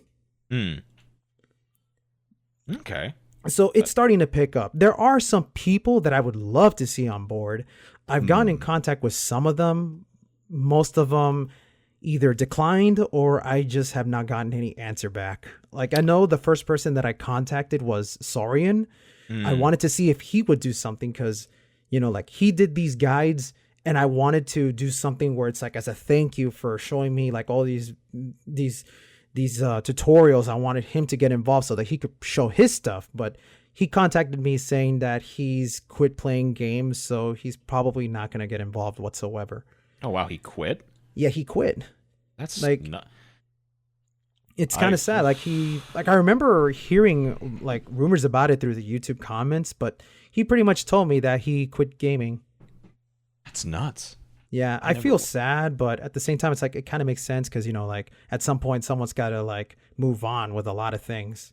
Yeah, that's fair enough. Well, but... and then, Go ahead. The other person that I'm trying my best to get in contact with is Yoshesk herself. Right. But the thing is, I have not gotten a single response out of her. And I don't want to be the kind of person that puts his foot in the door. It's one of those where if she doesn't respond back, I'd rather just let her be. Because I know, like, for everyone, they're busy with something. And I'm pretty sure Yoshesk is busy with her own thing. I know, like, at some point she just sort of, there's been a big hiatus on her Let's Plays and all that sort of thing. So I'll just let her be. Right. But it would be so wonderful if she did appear, because I want to make it where this is a video that brings in everyone that you could recognize. Like, if at some point you enjoyed watching Bayonetta videos, you're gonna at least see someone that you're familiar with. And that I got Urser, I got Creative Handle, I got messages from people like Bayonetta Stuff. Who else? Damn, it escapes me.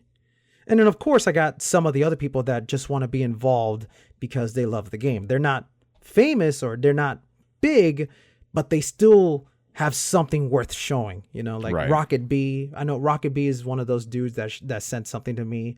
Xander Shepard is another one who sent me something, and his stuff is pretty cool. I like it a lot. But yeah, no, like I'm just enjoying this in general because it's like it feels like one happy family coming together just to show off something that we all love. Okay. But, speaking of people moving on with stuff as time goes on, let's talk a little bit about the future for you. So right now you have this project on your plate. I think you still have the set plays for Bayo 2 in progress, or am I? I actually already finished doing my playthrough for that game. It's just a matter of finding the right time to edit those videos to complete the series. Right. But the thing is, there's lots of things that's been going on in my life where I've just been that's preventing me from continuing to do the things that I love to do, like work, for example. And then there's this whole thing where I'm trying to lose weight. Like my weight loss progress has, completely taken me away from playing a lot of games. That's actually part of the reason why I started doing this community combo video, because, there's a little bit less effort on my part where I have to record. It's just going to be straight up editing altogether. And of course, since I have to edit that, I have to put aside my Bayo 2 Let's Play for the time being.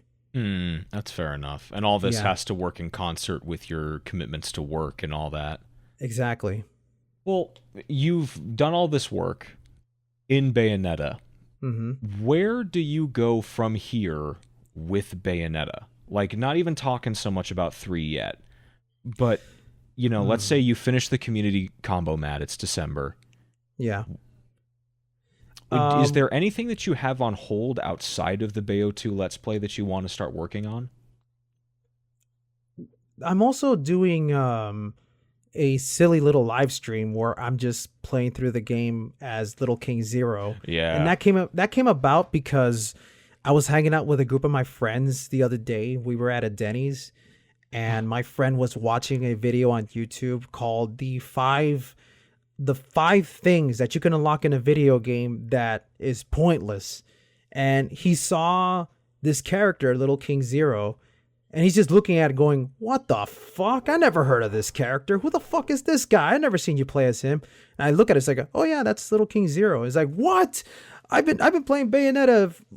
I don't know. No, he didn't say that. He said, I've seen you play Bayonetta for like this many years, and I've never seen you play as Little King Zero. And I tell him, oh, it's because that character is kind of hard to play as, because, you die in one hit. Well, technically, no, you die in 2 hits. It's just the first hit completely evaporates your health.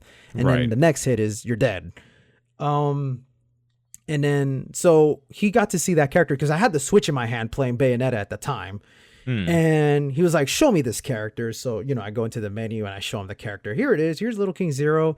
And then my other friend that was sitting next to him is like, you know what? You should do a Let's Play with this character. And I'm like, okay, sure. I don't mind doing that. So yeah, whenever I get the chance, I do a live stream of me just goofing around as Little King Zero. And the reason I'm doing it as a live stream is because I don't have the time to record and start editing as is, because I'm already busy doing editing for my Bayo 2 Let's Play and the collab in general. Right. It's just me sitting down and relaxing and playing a game to get my mind off a lot of things. That's fair. And so outside of that, the future of my future, I don't know. I can't tell you how the future is going to be. All I know is that I'm always going to be messing around with Bayonetta on the Switch, because since I can play that game on the go, it's like a godsend. I can play that game at work, on my office break. I can play that game in the bathroom. It's wild. That's part of the reason why I love the Switch so much. Playing a game that I love so much on the go is a blessing. Holy shit. Oh, I can imagine. Yeah. But yeah, I can't begin to tell you how my future is going to be outside of that. I know that when Bayonetta 3 comes out, I'm going to devote all my time to that game. I'm going to be doing a lot of heavy editing for that one. I'm looking back at my Let's Plays to see what were my big mistakes and what I can do to correct it, to make sure that my Bayo 3 Let's Play looks the best. Mm. Because, you know, like I said, like when I first started doing these Let's Plays, I was an amateur, and I still am an amateur. Like, I don't got the right voice. I have to sell with what I got, because in my mind, I hear myself and I sound like a nasal little doofus. You know, I've had people tell me that, yeah, I don't have a great sounding voice. Such is the burden of being a Hispanic, I guess. Wait, what the fuck? Imagine. Oh my god, I've never heard anybody shit talk somebody like that. That's so rude. But yeah, someone did say that. It's like, it didn't hurt me because I'm used to it, but I need to do something to be more charming. I have to learn to be a lot more charming, I guess. It's I don't know. It's weird. I don't know. I don't have any real advice on that front. I'm not good at that shit. Yeah, it's more of a learning experience for myself, because ultimately I'm only doing this because I got friends that actually enjoy watching what I do. Right. And that's what it boils down to. This is simply for my friends. This is also for myself because, you know, it's what I enjoy. I guess now, like, the only thing that I would say is that you said you were open to returning to Wonderful 101 in the near future. Oh, or yeah, just in the I future, definitely am. I know at some point, I don't know when, but I would be more than happy to jump back onto Wonderful 101 and start doing all these videos. The only real problem, and it's not a big deal for me, but I know someone pointed it out to me, is that it kind of feels a little too late for that now, because Wonderful 101 it came and went. It's stuck on the Wii U, which is a system that not everybody likes. That's why I'm really holding out for a Switch port. If a Switch port happens, I'm going to immediately stop what I'm doing so I can focus on this and be like, guys, this is the reason you should get a Switch, to play this wonderful game. And I'm going to make a video to prove to you that this game is amazing, even though there are problems with Wonderful 101. Right. Well, that's actually kind of a good goal. Trying to sell a game and platforms as soon as it gets ported to a more popular platform. Yeah, I'm down for that.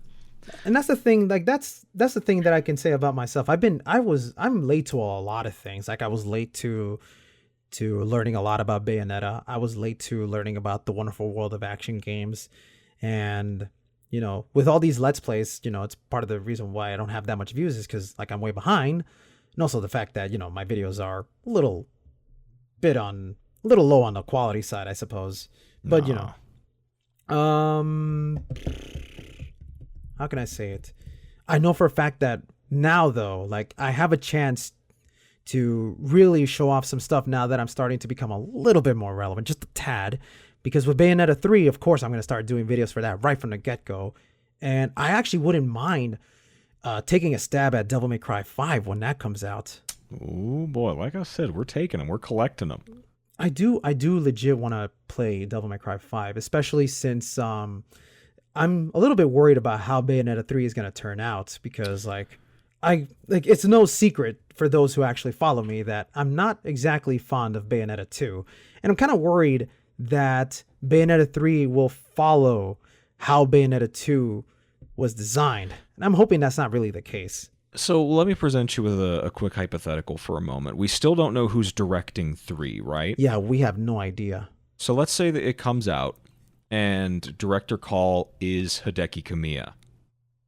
Are you still worried about it, or are you still on the fence even then? I would still be on the fence. That's fair. That's actually very fair. Yeah, because like I love Hideki Kamiya, but even Hideki Kamiya makes a couple of mistakes. Because like for every great mechanic we have a random arcade game somewhere shoved into the title. Because that was my problem with Wonderful 101. It's like amazing combat, but by the end of the game, I'm suddenly playing Space Harrier. What the hell? I love Space Harrier, but you know. Could I not? You know, we have a great combat system. There's lots of untapped potential there. You don't have to put arcade games everywhere, Hideki Kamiya. Well, you know, like, is that where? So I guess for the uninitiated, and this is like a very loaded question, and somebody actually asks it. Yeah. What are some of the issues that you're worried about transferring over from Bayonetta 2 to 3?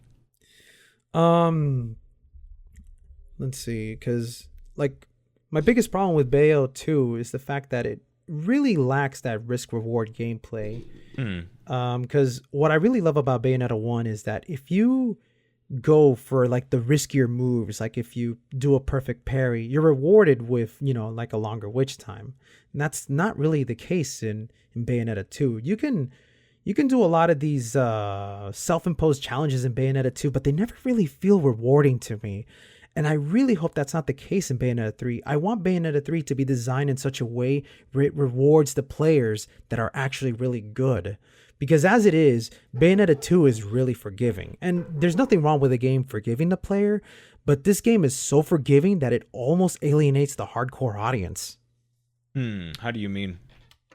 Well, for example, in Bayonetta 1, the way the combo system or the score system worked was it was dependent on you mixing up moves. Right. If you kept repeating the same move over and over again, your score would deteriorate. In Bayonetta 2, that doesn't happen. So you're allowed to freely button mash and you'll still get a decent score. And the problem with that is that it can lead to players performing bad habits. Yeah. Where, they don't need to worry about doing Wicked Weaves anymore, especially since Wicked Weaves have been nerfed in Bayonetta 2. They're not as strong as they were in Part 1, and that was because they wanted to put a bigger emphasis on the Umbran Climax. And since Umbran Climax is such an easy ability to do, because all you need to do is build up the magic and then hit the left trigger, and then suddenly you're so strong that any attack you do will wipe out the enemies. So you don't have to worry about doing any complex moves. Just button mash the same button. You'll get through it just fine and probably walk away with a platinum score. And then whenever I try to play Bayonetta 2 the way I do with 1, it kind of feels like the game is slapping me in the face for trying it. Because there are some enemies that you just can't launch in the air with Wicked Weaves unless you're in Witch Time. And even then, you can't really relaunch them in the air. I noticed that sometimes. Like, what is that a property of sloths? It's a property with a lot of enemies actually. Only like the small enemies can you do relaunches, but on the big enemies, trying to remember, like the centaur creatures, like sloth, like even Grace and actually no, never mind. The most ironic thing here is that Grace and Glory are one of the few enemies that you can relaunch. It's like, what the heck? Like, because that wasn't something you could do in Bayonetta 1. You couldn't combo them because they would escape. But in this game, ironically enough, they get stuck. So it's like, it's weird. It makes you wonder, like, if Platinum Games did this deliberately. Because there's a lot of things that happens in the game that's questionable. Yeah, it sort of reminds me of some of the thoughts that I have about DMC 5, like just how much the developers really know about high level play.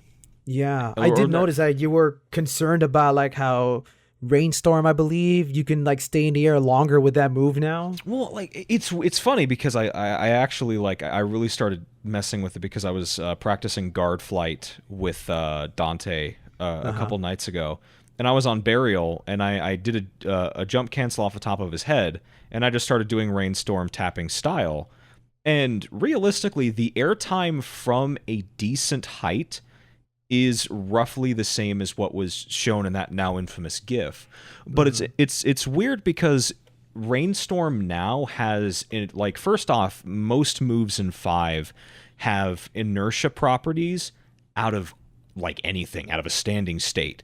Whereas before you had to have something to give you that inertia, then you had to do a move that would transfer that inertia into your next action. I gotcha. They just changed a lot about the fundamental system. Now, I'm not sure if it's going to be to the system's betterment or detriment overall. Like, I'm still open to it being fine, but just looking at it on its face, I'm like, enemies need to be able to hit you out of that. Like, enemies need to be able to keep up, was my first thought. Yeah, that sounds about right, yeah. But I don't know. I'm not super sure about how things are going to work now, and I'm interested to think on, like, well, okay, I wonder how much, like, okay, let's hit it with a hypothetical, because I've been thinking about this a lot too, is like, if guard flight returns. Like, are you familiar with what guard flight is, by the way? I shouldn't throw terms that you don't understand. A little bit. Like, let me see if I can, because I'm not a high level DMC player, and I wish to be. That's how I actually do play DMC4 whenever I get the chance from time to time. But from my understanding, I think guard flying is like when you do royal guard while you're in an inertia, so that you can keep going in that direction at a higher speed. I think that's what it is. Yeah, you can redirect it, but that's really the gist of it. That is the gist. Yeah, it's like manipulating a very odd way that royal guard transfers like inertia. Mm-hmm. And it's by all accounts a bug. It's not intentional. It was something that like Capcom, I think it was Kamiya, or it may have been the producer at the time for 4SE, had to come out in an interview and say specifically that they weren't going to remove the glitch. So in a sense, it's like canonized now. It's part of the family. And I wonder if they're going to bring it back in 5, but I also wonder just how much they understand, like why, like how guard flight works, how players use it, or if they're just reinserting it because they know players have depended on it for so long. Right. And I think that's sort of the realm where you might be at with Bayo 3, where you're not sure how seriously they understand the intricacies of the balance of the system. Yeah. And like the internal consistency there. Exactly. Because that's part of what makes it A, enjoyable to play, and B, makes it easier to learn and understand, is when things are more internally consistent. Yeah. So I don't like, although, so you're worried about them carrying over some of the weight issues and like the issues with relaunching, balancing damage, balancing risk reward, making the game lenient I'm really in worried combo. that that's what they're going to carry from 2 to 3, because I know Bayonetta 2 got a lot of praise when it came out, and like, don't mistake, like whenever I say all these mean things about Bayonetta 2, I am upset about that game, but overall I still like the game. I think it's a great game, and I actually use Bayonetta 2 as an example, or I should say, like, whenever someone asks me like, hey, what's a game I can get into so that I could learn to play stylish action games, I tell them start with 2, but make sure to play 1 at some point. Because with 2, despite it being very lenient, at the very least you can enjoy getting the early fundamentals of the game before stepping into part 1, where it embraces those fundamentals completely. But yeah, I am worried that the 3 will carry a lot of the stuff of what 2 had.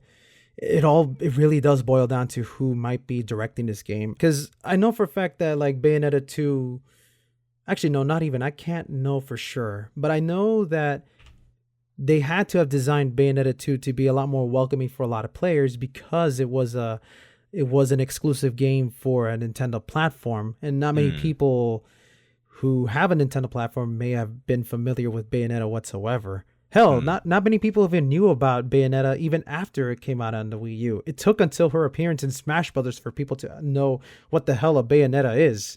Yeah. Yeah. But so does that mean this is actually one of the viewer questions we have. Yeah, I noticed. They were like, how do you feel about Bayonetta being a Nintendo published property now, just as a thing that it's going to be in the future? It is a really tough question to answer, because on the one hand, I can say that I'm really happy about it, because there was a time when, Sega was struggling through their financial side of things, because when Bayonetta came out and there were talks about Bayonetta 2, this was around the time when Sega had to move to a new building, and they had to do a lot of downsizing in the process, and that also meant canceling Bayonetta 2 initially.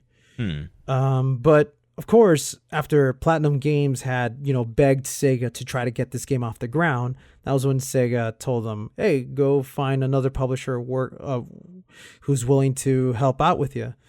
We know the story. They went to Microsoft, they went to Sony, they declined them.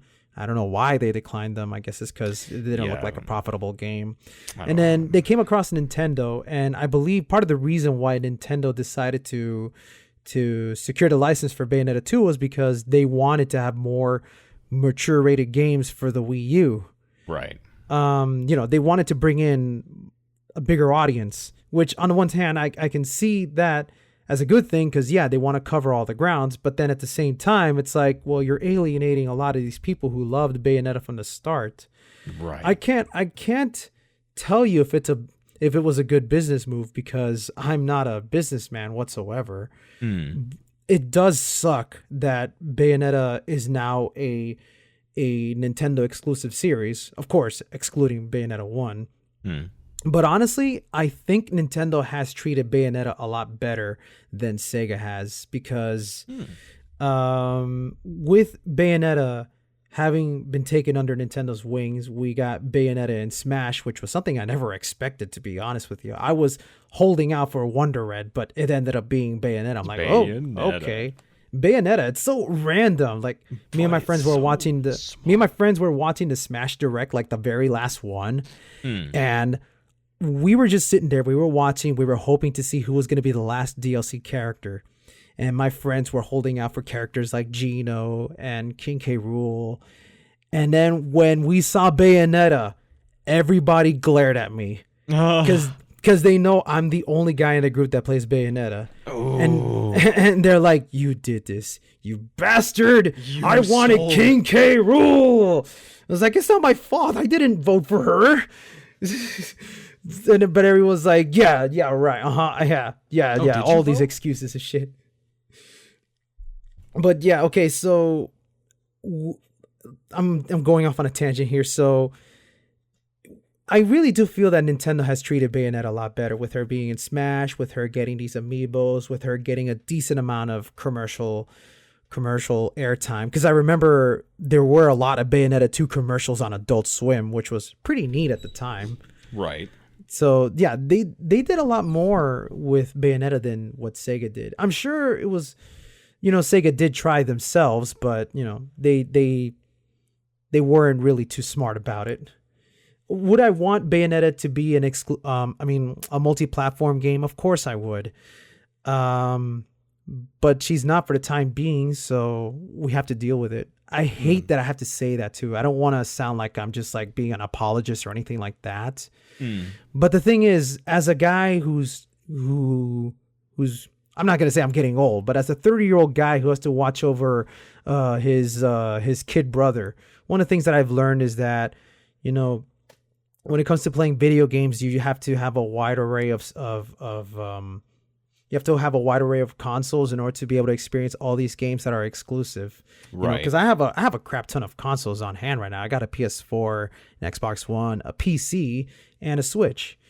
And the Switch has been a great system for me because I get to spend a lot of time with my little brother, who means the world to me. It's very important for me. Like, I see it from that. I'm trying to look at this whole thing as a parental aspect, I suppose.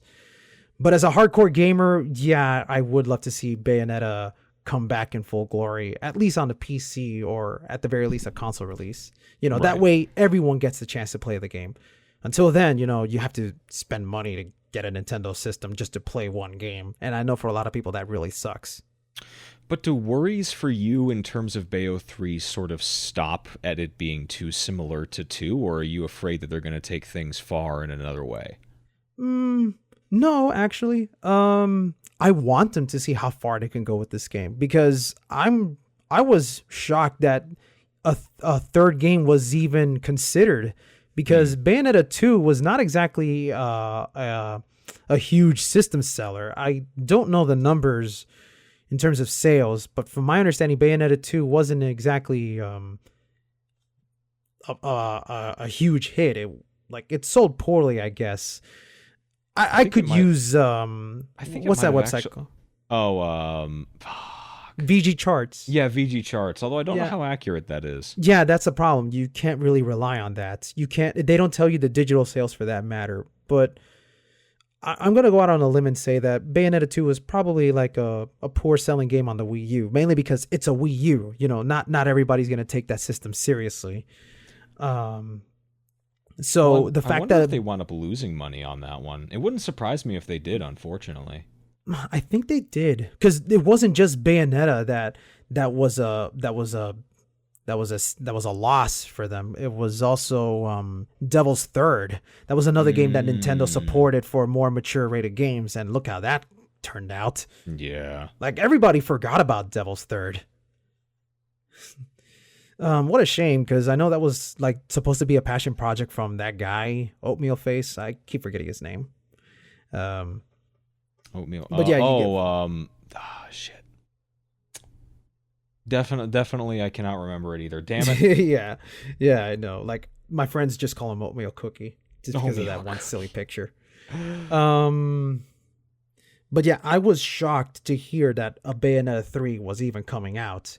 So it's one of those where it's like, even though I'm worried about what's going to happen, I'm still eager to see where they go from here, because in the trailer, you see Bayonetta die. So it's like, oh boy, where are they going to go with this? Is it death? Or is she just getting her ass kicked? No, it actually is death we don't know. Because in the trailer, if you look carefully, you can see her legs getting split apart, man. That's really gruesome. So it's like, a lot of people are looking at it saying it's symbolical. And I'm looking at it going, nah, man, that's straight up death, my dude. She dies. Now, that doesn't necessarily mean that they're going to kill her off, because in the world of Bayonetta, there's been time travel. So there might be something that happens in Bayonetta 3 where she'll die, so you'll have to take control of another character in order to go and rescue her. Who knows? Because in Bayonetta 2, John, quote unquote, dies. Right. So you have Bayonetta going to hell to go and rescue her. So maybe this might be one of those switched stories for Bayonetta 3. Who knows? Right. Or maybe it could be one of those where you're playing an alternate reality Bayonetta because someone messed with the timeline. We could see. I don't know. They want a hell of a thing. It's like I am not one to start making theories. I don't like making theories. I don't like having theory discussions just because it's one of those. It's like, I want to see it for myself. I mean, I could make some ideas, but in the end, it's like, show me what you got. I want you to surprise me. So bearing in mind all the mechanics that they have to tinker with for Bayonetta 3, I just want to see what they do with this game. I want to see how far they go. Like, if they want to make it super over the top to beat out what the first and second game did, of course I'm all for it. Well, and keeping on with some more viewer questions to sort of wrap everything up here. A friend of mine actually wanted to ask you about how you feel about the torture attack system. Like, how do you approach it? Do you use it, like, does it ever interrupt flow for you while you're playing, or do you use it sort of to regain composure in the middle of a hectic fight? What's your approach to it? My approach to torture attacks is very situational. There used to be a time where I would always go for torture attacks, but yeah, I do feel that they do get in the way, because it's one of those where you briefly pause to do a little button mashing sequence.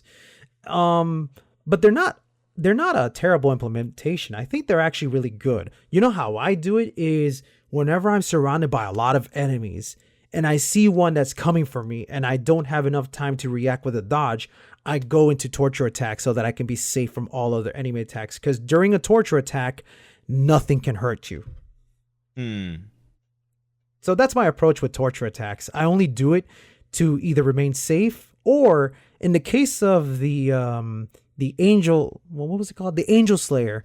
Whenever you do a torture attack, enemies drop little pieces of health for you to collect so that you can regain some of that health back. Oh, and there's also the fact that when you do a torture attack, they drop a weapon behind. So in some cases, if I want to get a huge boost in my score, I do go for a torture attack very early on so that I can pick up their weapon and use it against other enemies, because using angel weapons can actually give you a huge boost in the score, even bigger than just doing a regular Wicked Weave. All right. That's actually so it is very situational.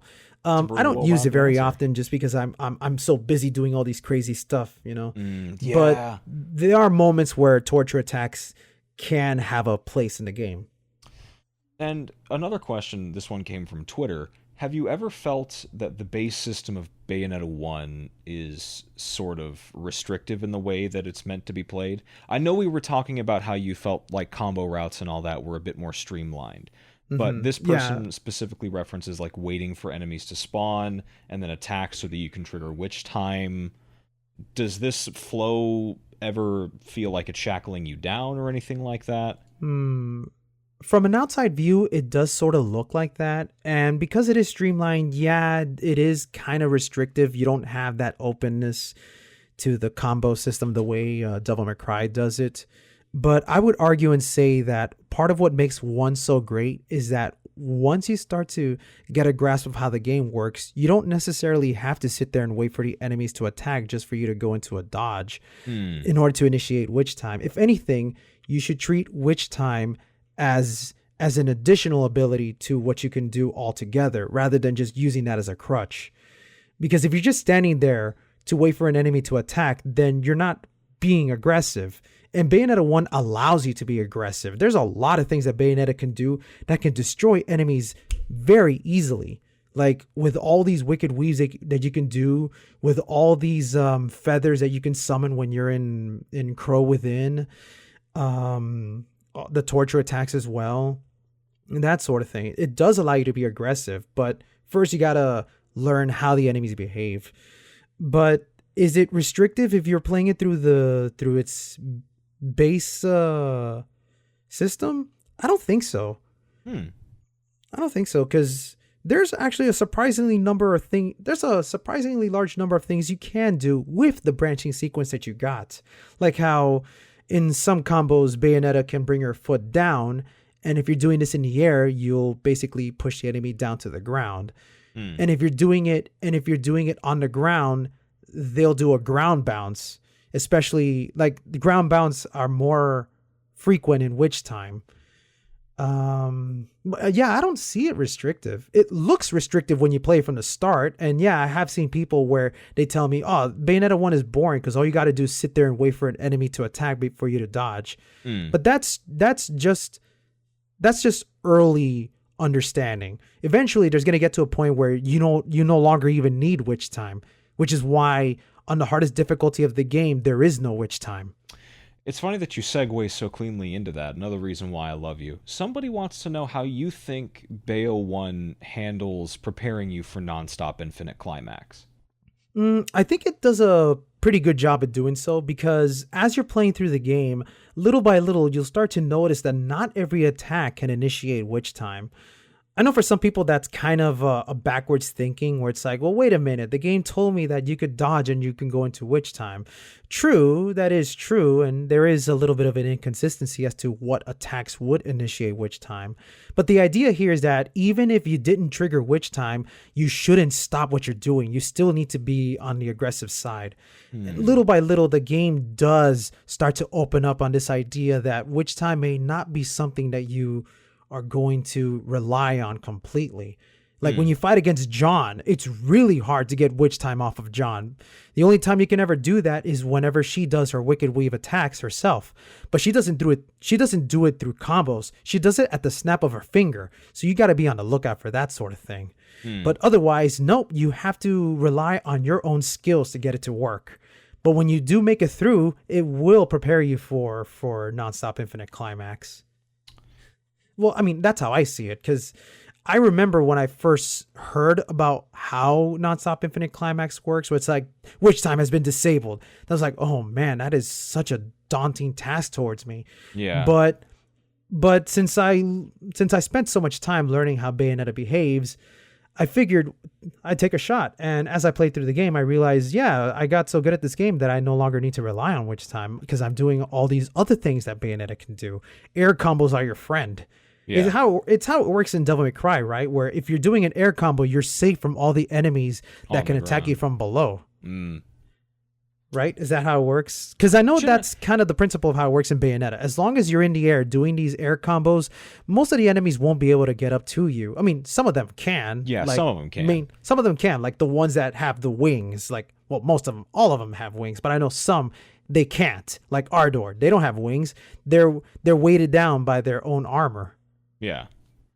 And some will, and even Grace and Glory, they can't reach you, like if you're high in the sky. well, the best they can do is sort of like what some enemies do on higher levels in Devil May Cry, where they have attacks that sort of swing them up into the air, like Luster Cut in DMC3 or the Angelo's Stab in DMC4.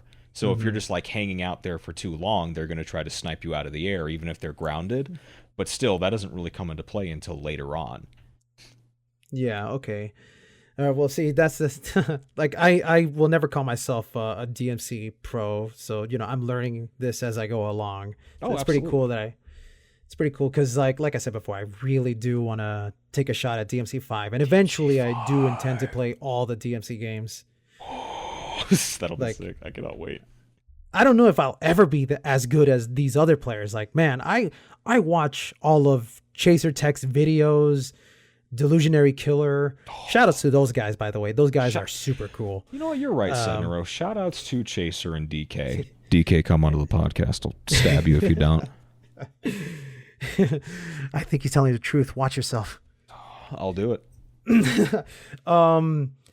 I watch these guys' videos and I'm just mesmerized by all these things they can do. And meanwhile, I'm sitting here, I'm like, oh man, all I can do is these baby little jump cancels and stuff. But man, it takes a lot of dedication to play DMC the way these guys do. But yeah, someday I might get good at DMC5 or DMC4 long enough for me to make my own video. When that time comes, I have no idea. Right. But yeah, with Bayonetta, air combos are much more easier to do. Right. A lot of people forget that, yeah, Bayonetta can remain stable in the air. Because whenever I watch these people play the game and they're new to the game, they usually try to just focus on doing a lot of button mashing or just standing there waiting for an enemy to attack to go into witch time. But there is obviously a lot more to it. But does Bayonetta teach you that? It doesn't do a good job of doing it. It leaves it up to the player to experiment a lot. Yeah, that's fair. It's the same thing with Wonderful 101, actually. The only real reason I even knew all these things was because someone made a good video about it. I don't know if that's a good idea, if a game should rely on leaving it up to the player to do all these things. It's something that I think DMC5 and Bayo 3 is going to sort of have to deal with moving forward. Because I think now, especially in the case of 5, the scene for these games is just unavoidable. You can't. It's part of the legacy now. It really is. So now it's something that people are gonna get interested in before they even play the game. Sort of like what happened with the Wonderful 101 with you. Yeah. So now they're gonna need to start accounting for that in more serious ways, and I'm looking forward to that. I think they'll be able to handle it well. Oh, but I'm looking forward to it myself. I'm looking forward to it myself too, because this is the first time I get to tag along with everyone else who loves Devil May Cry, and I get to see it firsthand with a brand new entry. The last time I had a chance for that was DMC, and a lot of good that came out of that. Yeah. This is quote unquote. Sort of a splinter community, as to be expected. I need to get a couple Reboot players on here, actually. There's no reason not to. Yeah, see what they have to say about it. Because I know there are people that legitimately like the game, and there's nothing wrong with that. Oh. Because I know, like, I've been there seeing the hassle. And I'll admit, I actually did play DMC Definitive Edition at one point, and I thought the game was all right. But even I knew that there were a lot of things that was wrong about it, like how the controller, how the attacks were mapped, that sort of thing. But at the very least, with Definitive Edition, you can tell that they were trying their best to try to, keep the DMC folks happy. Because I remember watching that video from the Gaming Brit where he was talking about like the changes that went from regular DMC Dante to DMC Definitive Edition. So yeah, it was a nice attempt, but there are still some things that are wrong with the game. But there are still people out there that like it. What I can say about DMC is that it is a very competent action game that no other hack and slash games can do, like compared to stuff like God of War, for example. But if you compare it to the classic DMC games or just about anything else that Platinum Games has done, yeah, it can't hold a candle to those. Well, I don't know. Like I said, I really need to start talking to Reboot players to see what they see in it. Because nothing wrong, like you said, there's nothing wrong with it, and if it really comes down to like what we were talking about earlier, like it's just a preference thing, then that would make perfect, complete sense. Yeah, but I'm also, willing to admit that I'm just very ignorant to how the system plays at a high level now. Yeah, like I don't know how the high level play for that game works either. Like I never bothered to watch the combo videos for that stuff just because it's like, well, actually no, I take that back. I have seen some combo videos for it, but they're not quite as impressive as what I've seen from DMC4. I suppose I could sort of see that. I don't know. From what I've seen from some of their work, I was like, oh yeah, like this makes sense. I understand like how far people have come. But I don't know. I think it just requires me to do a bit more research and like maybe learn to play it a bit myself. Like I tried replicating some of the shit that I see other players do in the reboot, but I'll be honest with you, the control layout, as we said, is very foreign to me. Like just unbelievably different. Yeah. But, no, I got to try both like DMC4 and DMC, and yeah, they are really different. Oh, they're so different. Oh.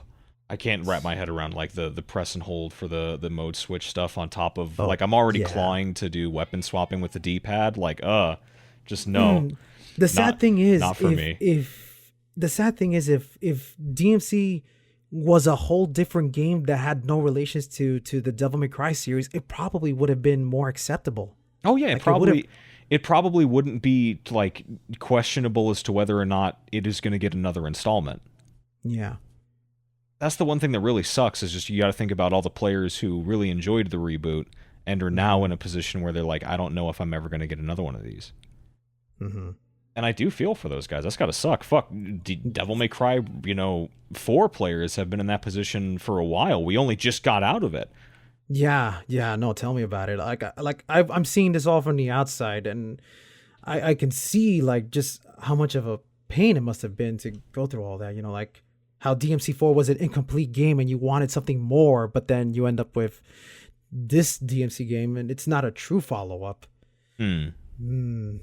Well, but now we're getting DMC5, and we're getting Bayo 3. Yeah, like I said, simulation, and what a time we live in. Yeah, no kidding. It's wonderful that action games still live on. At the very least, we got DMC5, the king of action games, and Bayonetta 3, the queen of action games. Action games, yep. Yeah. Long may they fucking reign, my dude. All right, Seth. Yeah. I think that about wraps it up. But is there anything else that you would like to say before we close the show out?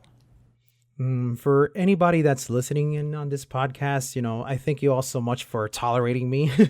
And I thank you a lot thank you for having me on this show. It is an absolute honor for me to be here. Cause like I always felt like I was just a little diminutive person who didn't mean much, but for me to be here, it kind of feels like I'm up there now, like maybe not that high up, but the fact that I'm getting some recognition makes me really happy. And if that means more attention for the collab project that I'm working on, absolutely, man. For anyone who's interested in submitting clips for my collab, I am open to it. Like we gotta link them to the collab project announcement along with the trailer so they can see what's happening. I'm doing my best to make sure that's in both the Google Play, the iTunes app, and the on the video that's going to be on YouTube. That's all going to be there. Yeah, it's all spread the word. Spread the word. You got until December. Just send in what you think is really good, and I'll make it my best judgment to put it in there. Absolutely. The final video, I will promise you, it's going to be a blast. Oh, I cannot wait. Like I'm looking at my video editing right now. I'm just looking at the preview for it, and it's like the moment we wrap this up, I'm gonna go back to editing that video just to get it to look right. I still got a long way to go, but I am so hyped for this, and I want more people involved. All right, well, let's see if we can actually get those people in. Setnaro, thank you so much for coming out, my dude. You're very welcome, man. You get some rest. Have a good evening. And I'll have you on soon. Again, absolutely. This was awesome. This was actually exactly this is way better than I was hoping for. Yeah, I thought it actually went a lot better than I was expecting. Yeah, I thought I was going to fumble my way through this so bad. I'm like, oh God, I don't know how to talk to a Bayonetta player. I don't I'll know. admit I do a lot of stammering, and like I said, my voice is not exactly like super pleasing, but as long as people are able to tolerate me and my cheesy jokes, we'll get through this just fine. You were amazing, my dude. Thank you so much. Thank you as well, man. Have a good one. All right, guys. I'll talk to you soon. Later.